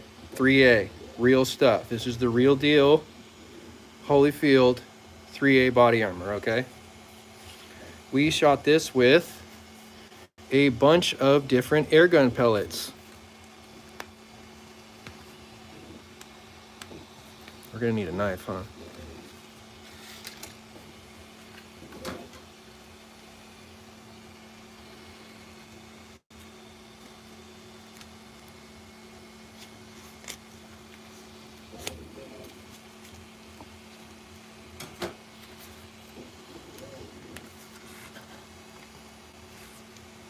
We need a sharper implement. Like a razor.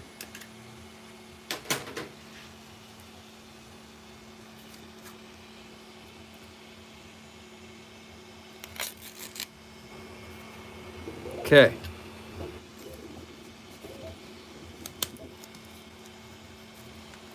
Stopped it.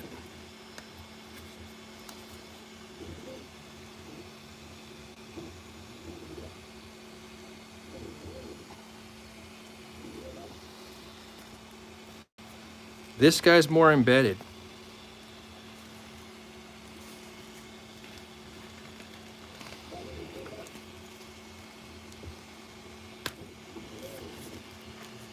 Can't dig it out with the nail. I gotta get to a razor blade again.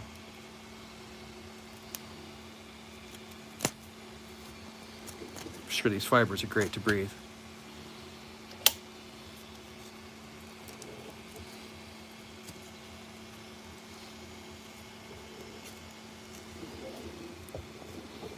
This is that gold penetrator pellet from Brazil. Wow, it's not brass all the way through. Amazing, dude. I thought these were solid brass projectiles. Wow. So the penetrator did not penetrate. But look at the diameter though. Dude, that 3A absolutely cooked these things. No pass through. Wild. Paul, welcome.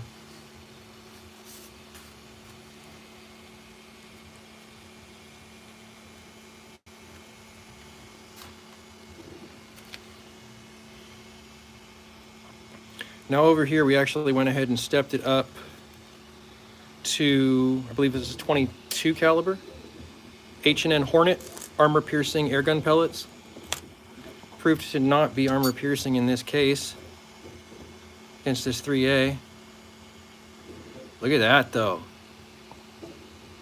Wow. Just not enough energy.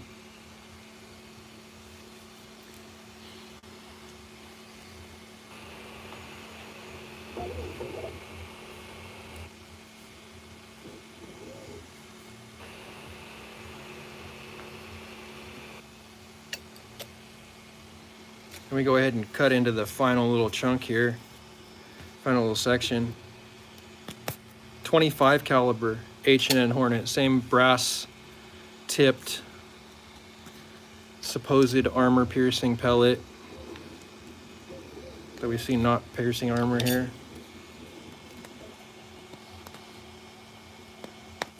It's deep though.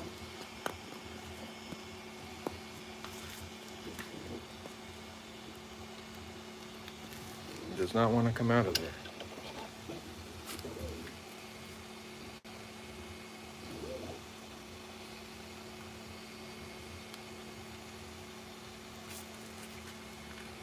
Man, even like when I'm messing with it right in front of me and no camera, it's hard to get out of there. That's crazy.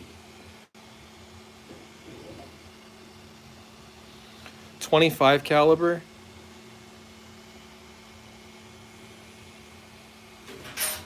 versus 22 caliber. 22, 25.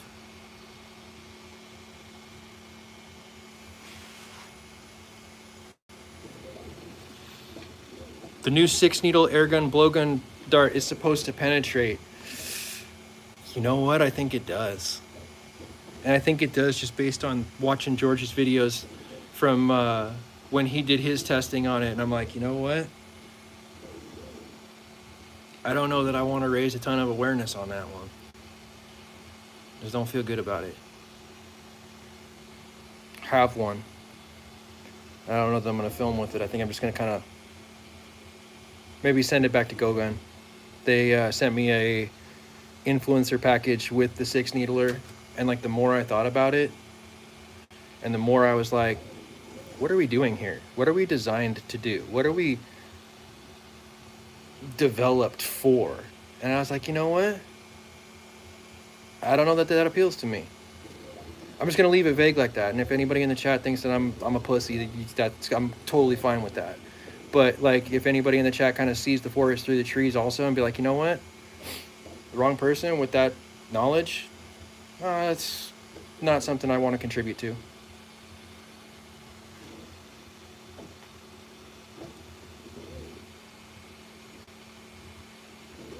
However, I'm extremely interested in testing the power plant itself with pellet-based projectiles. I think that it has a value of being able to develop sabots that could be used as a traditional air gun with traditional air gun ammunition, as opposed to basically flechettes.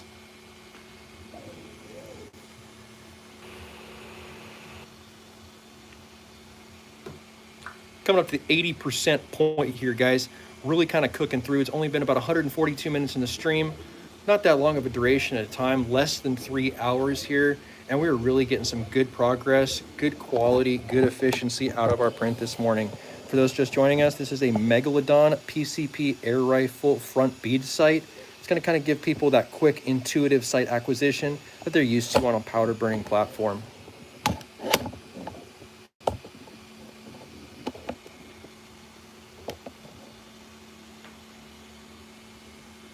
Can't recommend it enough. In addition to being your own boss and owning your own small business, I do recommend that in 2026, as many people get into air guns as possible. It's like the golden age of air guns right now. Air guns are doing things that people never thought possible. I mean, look at the energy even just developed with a 25 caliber, you know, entry-level PCP pellet gun. That's pretty rad.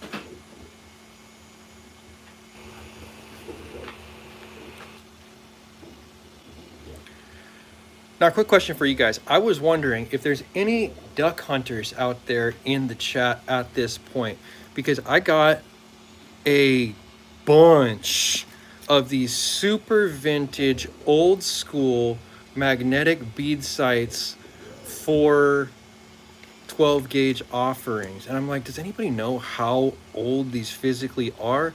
The yellowing on the plastic means that they've been around for some time, but on the back side of it, I do have evidence of a website. So it has to be at least somewhat modern. It's not like the 80s, 70s or 80s.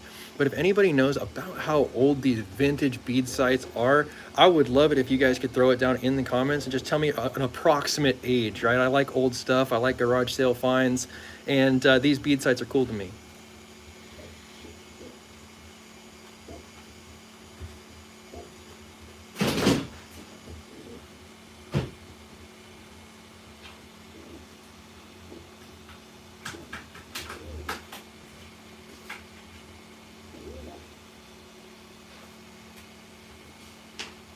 Go ahead and leave this example for one for you guys to check out, and maybe somebody could kind of clue me in on potentially how old these are.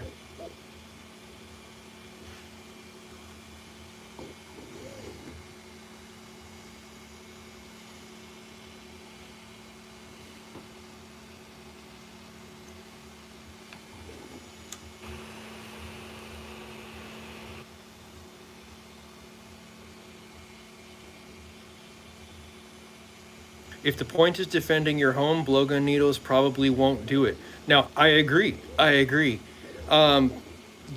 definitely better options out there for home defense. Home defense is really like that king in his castle place. That's where the best that's where the best deterrent should be kept, right? I think that the 6 needler is probably more of a mobile style offering, something that people are expected to have with them. At least that's probably the manufacturer's intention. Like, this is a more of a portable offering, as opposed to something like a Zeus or a Megalodon or one of the larger platforms. It's more difficult to conceal. In your house, you don't have to worry about concealing it because that's your jurisdiction, that's your house. If somebody forcibly enters your home and means you harm or great bodily harm or risk of being deleted, you can defend yourself. I know there are some states where you have this mandatory duty to try and retreat, but California is not a mandatory duty to retreat state. I actually do have a castle doctrine in California that states if someone forcibly enters my home and I fear for my life and safety, or the life and safety of those of my family, I'm allowed to defend myself. So I would say, yeah, 6 needler not the best home tool. Maybe mobile, it might be passable, but at least the quality is good on it. The manufacturing quality itself, like the functionality of it as an item, is good. It's all metal. It clicks and clacks the way it should. It sounds solid when you close the breech. It sounds solid when you click the action. The hammer comes back under a strong weight like you would expect it to. Everything's there, but I don't know. Just gives me the ick a little bit.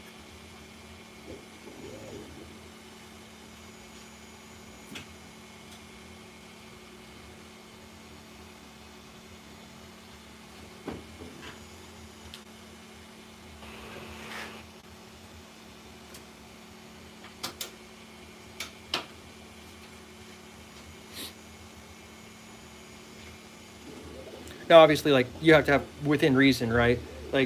Definitely don't want to go ahead and defend your house with 7.62 by 54R unless your adversary is a mile away or whatever the case may be. But you do have to kind of size the implement for the encounter, and home defense typically requires something with more energy than just an everyday carry. New Jersey is crazy about duty to retreat. They say you actually have to escape your own house if someone breaks in. That's fucking crazy. That's nutty.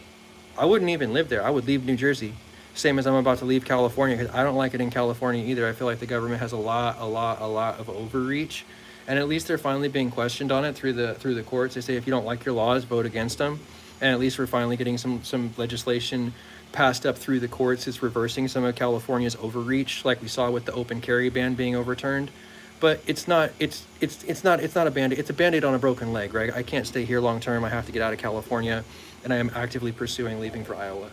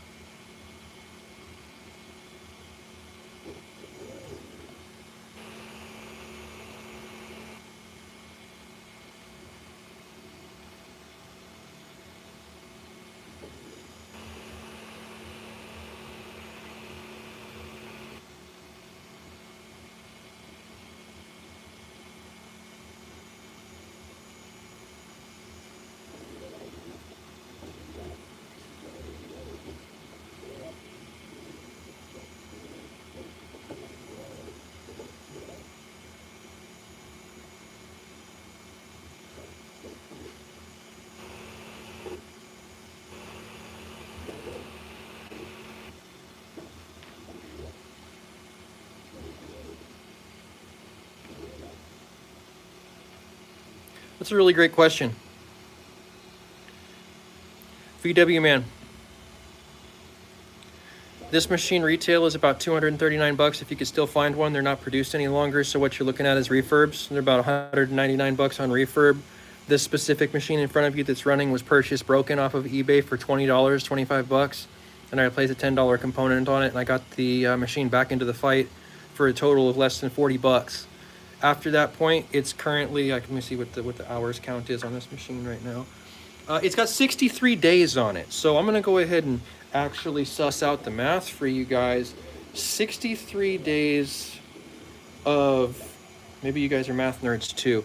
63 days is going to be 63 times 24 hours a day. You got 1,512 hours on this machine. Divide, so we take 1512, $35 divided by 1512. This has cost me 2.3 cents per hour to operate over the course of its lifetime, and the initial investment was $35.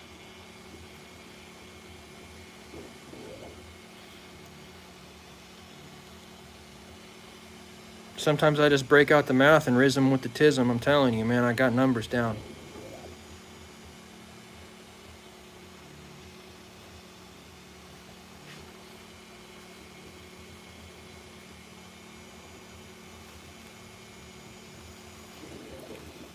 Charles, where the hell did you get that for 35? eBay. I buy broken ones. I love buying broken printers. I absolutely love buying broken printers. There's no way I could afford to spend $1,000 a machine, 500 bucks a machine.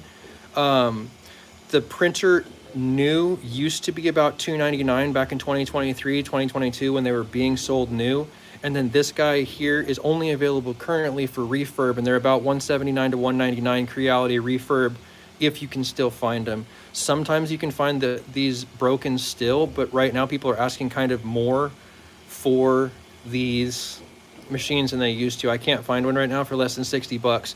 So I think that the market's probably drying up, and it will be in people's best interest to try and like figure out what the next machine chronologically that was released that's still cheap, that's still quality, because I feel like the Ender S3 S1 Pro is really where they turned the corner. Like the quality level is 0.02 millimeter quality being able to transfer into your parts. It's really, really solid. It's very consistent, very reliable. I don't know. It's also unbrickable, right? Like the new machines, they can brick you.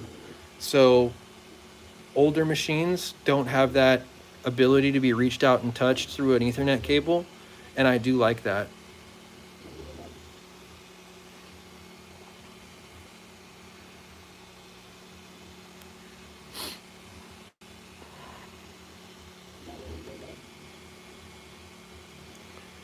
What do I make? This is a front bead sight for a AEA Megalodon pre-charged pneumatic air rifle. And the Megalodon is a pump action air rifle. So the idea of having a front bead sight on it that would give you that intuitive sight picture, pretty cool idea. The other thing that's really cool about this, if you're into printing, ain't got no supports. Honestly, it's got 0 supports. It's got absolute perfect edges, perfect definition to it. And even though it is moving very slowly, it's the speed that it's moving at that enables it to do what it's doing without the help of supports. I mean, we're literally defying gravity. We are absolutely literally defying gravity with 90-degree vertical cantilever overhangs and 0 support. I gotta get better on my tripod game.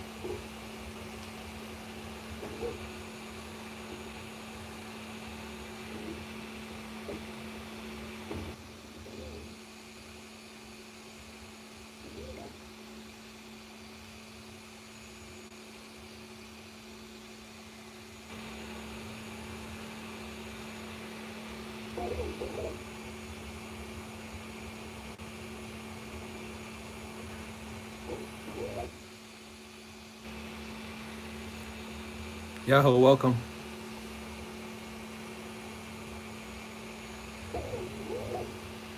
Hope all the 179 people in the chat currently are at this point having an excellent day. And I want to go ahead and take a moment to just encourage you to chase the golden ring of small business ownership for yourself in any way you possibly can. I've owned multiple businesses in my life, and not all of them have been successful, but each time that I decided to get back up and take that next swing at the plate, that was the time that I was taking control of my own destiny. And it's in those moments that you'll find the greatest feeling of, what's the word I'm looking for here? Gratification. The greatest gratification, because you'll be gainfully in control of your own financial picture. It's one thing to be reliant on a job and say, I have a job, I have a career, I have a skill, I have a boss, I have a responsibility, but it's a completely different feeling to say, I am my boss, I am my leverage, I am my finances, I am my responsibility, and then take that mentality and actually follow through with the steps necessary to be successful. All it takes is doing it every day. That's it.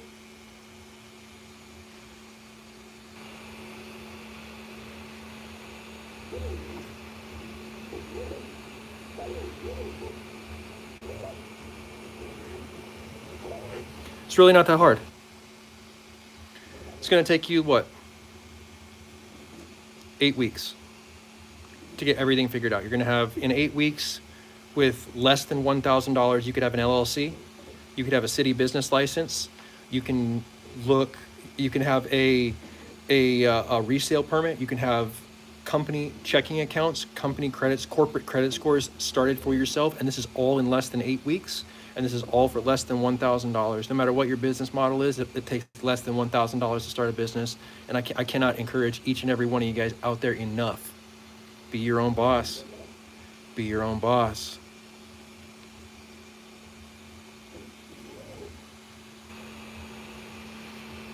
That's right. The relief I am looking for lies within the work I am avoiding. That's such a good mantra.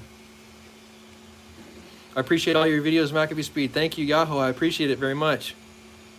Zach3540, I love the words of encouragement, bro. You know what? It comes from a place of the fact that I'm not special. I'm just a dude. I'm literally just a dude in a hoodie in a garage full of 3D printers right now. That is literally all I am. But because I've done this for enough days in a row to understand exactly what I'm looking at in this frigid garage with these machines, I can translate that effectively to each and every single person in the chat and tell them how they can benefit from that without going through 3.5 years of experience. You can learn from everything that I'm telling you, get the cliff notes on it, and be in business. Be in business. What? Less than 8 weeks. Less than 8 weeks. 8 weeks from now, Q1 of this year, Q1 won't even be over. You have 3/4 of the year left to do business.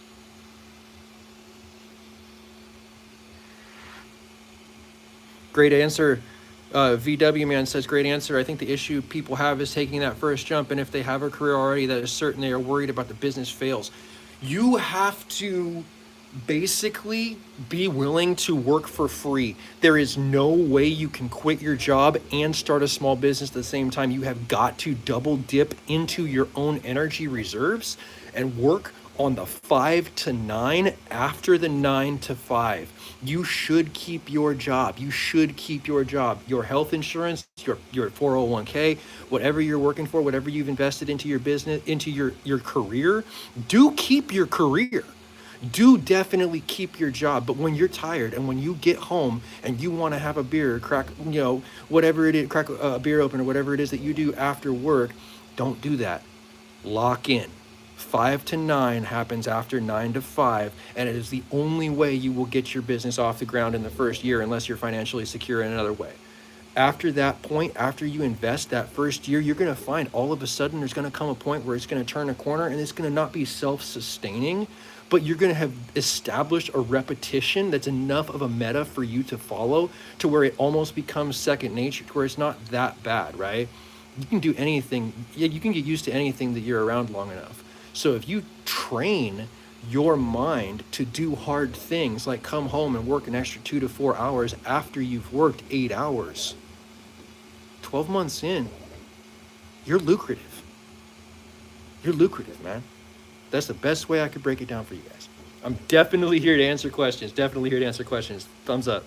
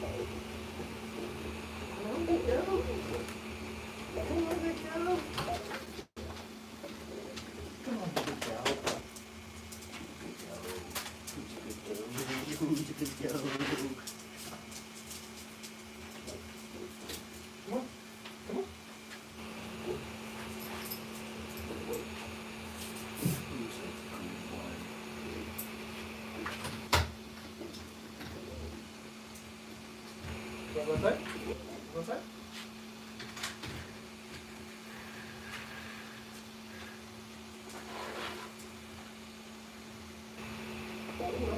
Go. Good job.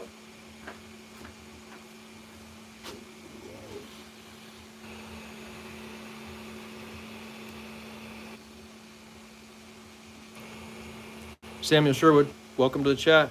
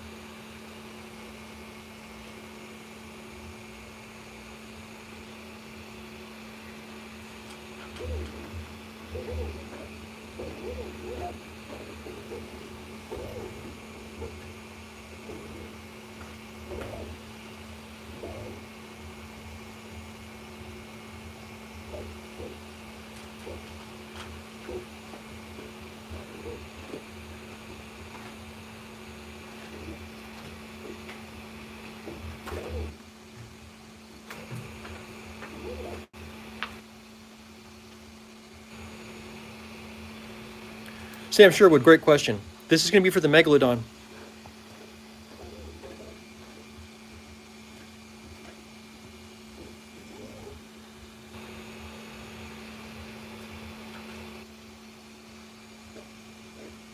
Let's see exactly our percentages. We're looking at 94%. So we're really kind of getting down to the very end of things here. I also like to go ahead and perform an extra step as far as quality is concerned on these prints. I like to go ahead and do something called ironing, and I like to iron in a monotonic ironing order, which means that it's going to do the absolute smoothest finish possible, which I feel is only at the expense of time, right? I have a lot of time like on my hands, so I can afford to invest a little bit of extra time making these parts look that much better for people who pick them up. It's also functionality, right? I mean, the tighter the tolerances are on your machine, the better a product works.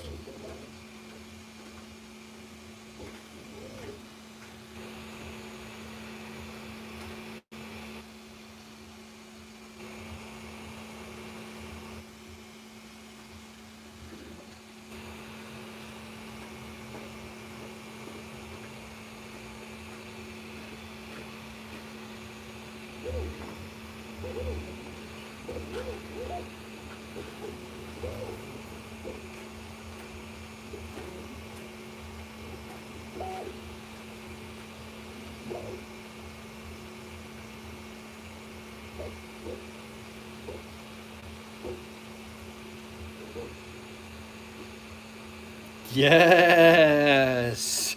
Thank you to every single person in the chat right now. I'm shouting out every single person out of the 219 people currently in the chat right now. This is the absolute most popular stream I have ever conducted in my YouTube history of 15 years. 55,000 views. We crossed the 50K mark, boys. Thank you very much. Appreciate the support for the stream. Definitely going to go ahead and see this one through to completion. We got about 5% left on this print. Pop it off the build plate together, and we'll take a look at what we have created together today. Been really cool. Been really cool. And that's wild. 55K. Thank you, guys.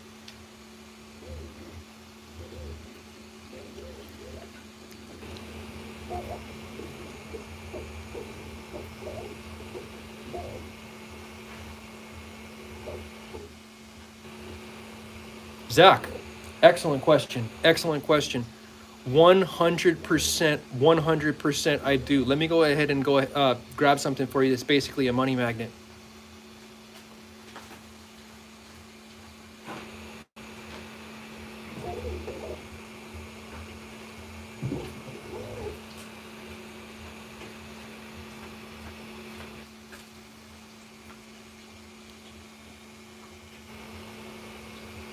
So this is a classifier for a miniature gold wash plant. And people love these wash plants. And it classifies pay dirt from stones larger than 1/2 inch. Pretty cool setup. I make a lot of gold prospecting stuff.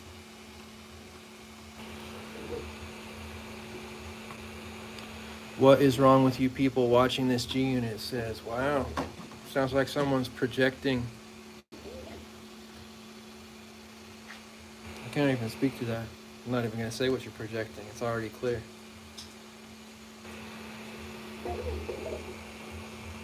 Model Zone, welcome. Thank you. You know, gold prospecting is one of those things where gold is where you find it, right? So having the equipment to figure out whether or not gold is where you are is something that people are definitely into and something that I'm into creating. I also like it because it stretches the limits of what I'm able to physically draw. Some of the prospecting parts are a little bit more complex three-dimensionally as far as modeling is concerned than some of the other stuff is basically, you know, a snowman with some tactical rails on it.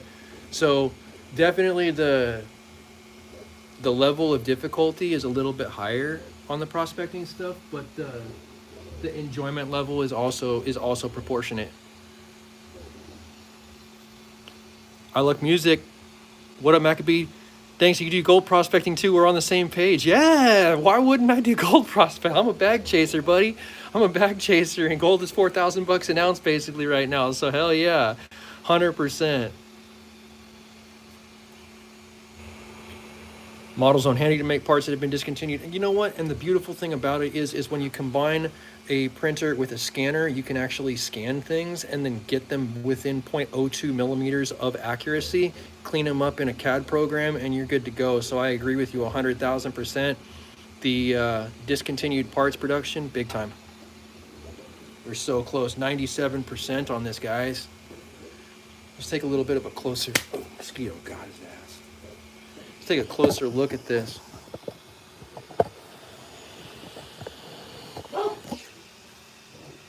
Rad.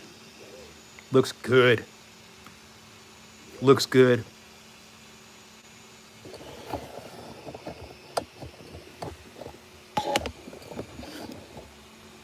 Machine with almost 2,000 hours on it. Purchase broken. Fixed. 100%. Making good parts. Model Zone, can't encourage you enough, man. Definitely do get a 3D printer. Definitely do get at least one machine and just mess with it. Just mess with it. Buy 5 kilos of filament for less than $100 and just mess with it, and you'll pick it up. You'll pick it up. It's really super intuitive. It's not as hard as mainstream media wants to make it out. But it's also not as easy. Oh, geez, my dog is going crazy. Must be that squirrel.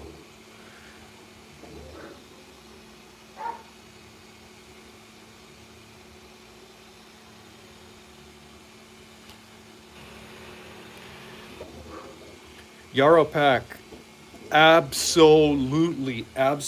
Part of being your own boss means you have to own the store. So my store, MACABESPEED.com, 100% has every single item that I have for sale, and it's all 3D printed stuff, all airgun and gold prospecting based. We don't sell anything powder actuated related, nothing like that whatsoever, strictly airguns, airsoft, and gold prospecting, but I do sell every single thing that I print. There's nothing that I'll print that I won't either use for myself for a specific purpose or sell for a profit.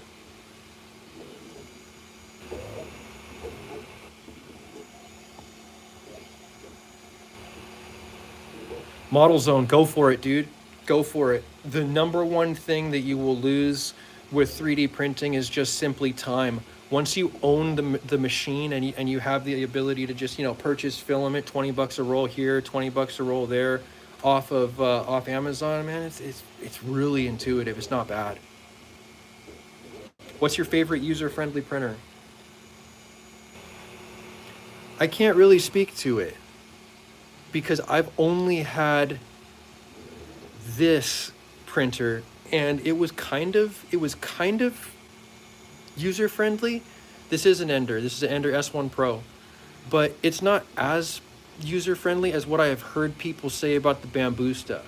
The thing that scares me about the bamboo machines is I've also heard people say that they could brick your machines. Ain't nobody gonna brick this machine through a phone line. Ain't nobody gonna brick this machine through an Ethernet cable. It's hooked up to a pad that has no Wi-Fi connectivity. This could be run off-grid. This could be run off a generator. This could be run in absence of Wi-Fi or connectivity. Absolutely. I do not like the ability to brick a machine that the modern printers do seem to have built into that firmware. And I know, you know, a 12-year-old can change the firmware, but by the same token, you know, you gotta. I'm nervous about getting new stuff. I'm just gonna leave it at that. I like these older machines that are standalone that don't need Wi-Fi.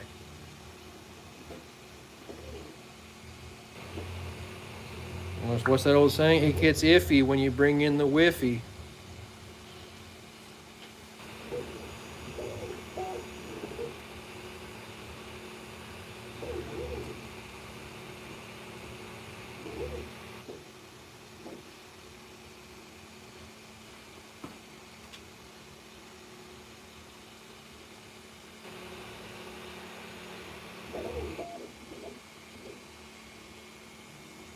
Aiden, I got an Ender 3 Neo for Christmas. Good. Congratulations. It's a good machine.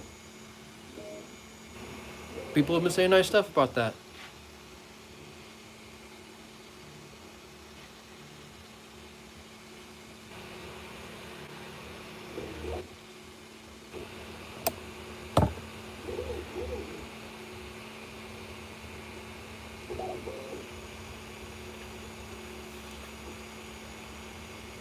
Now what we're kind of starting to see here, we are at the very end of this process, boys, and here's how we can go ahead and tell, is because we are still moving our extruder, but the top wheel is no longer spinning. So what's ending up happening here is we just have the hot machined diamond surface of the nozzle ironing the top layer, giving it the absolute smoothest finish possible. And that's going to signify that we're right there at the very last layer. That's also corroborated on the pad. 99%.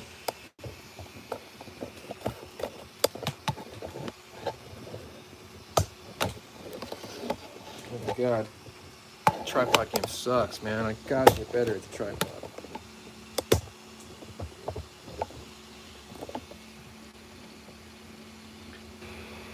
Jesse, I know, dude. I know. I'm low-key shocked. I'm so happy and thankful. Right, it's the best stream I've ever had in my entire YouTube career. I've never had a YouTube stream this good. I'm so happy with it. Thank you so much for inspiring me, dude. Yarrow, it is actually not in the YouTube description. If you just type into your browser MACABESPEED.com, it's a direct link to an external store.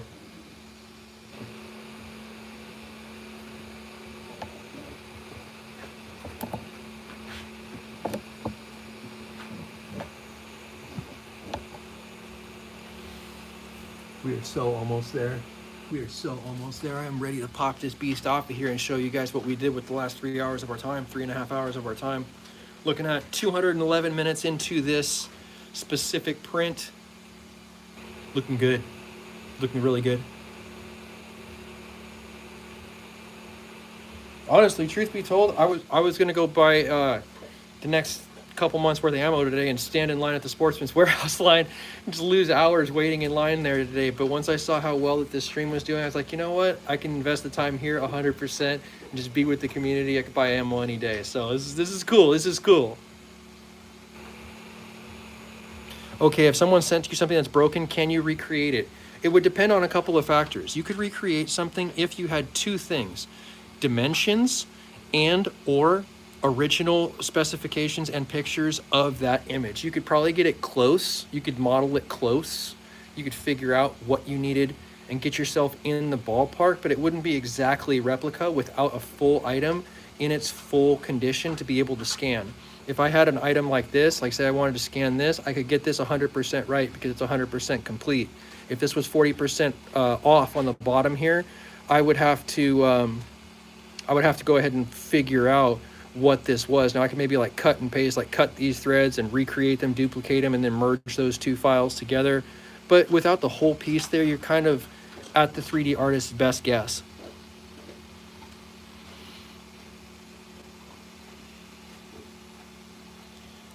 And welcome. Thumbs up, guys. Really coming to the end of this thing here. I'm happy.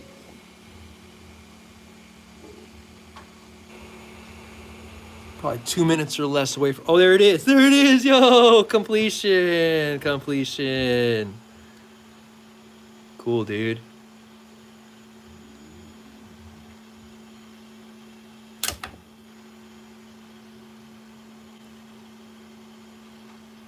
What app do I model with? I use Tinkercad because it's free.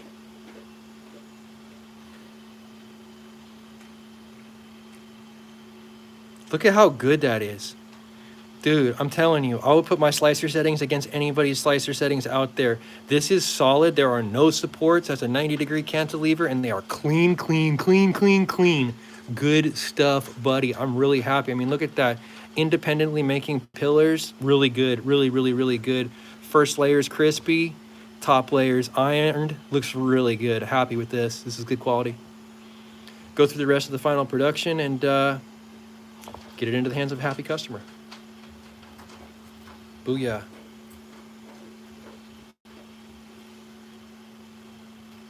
That's what it takes, gentlemen. That's what it takes. Just want to go ahead and give a big fat thank you to every single one of you guys who's hung out with me for the last 3+ hours, making this specific print into a reality.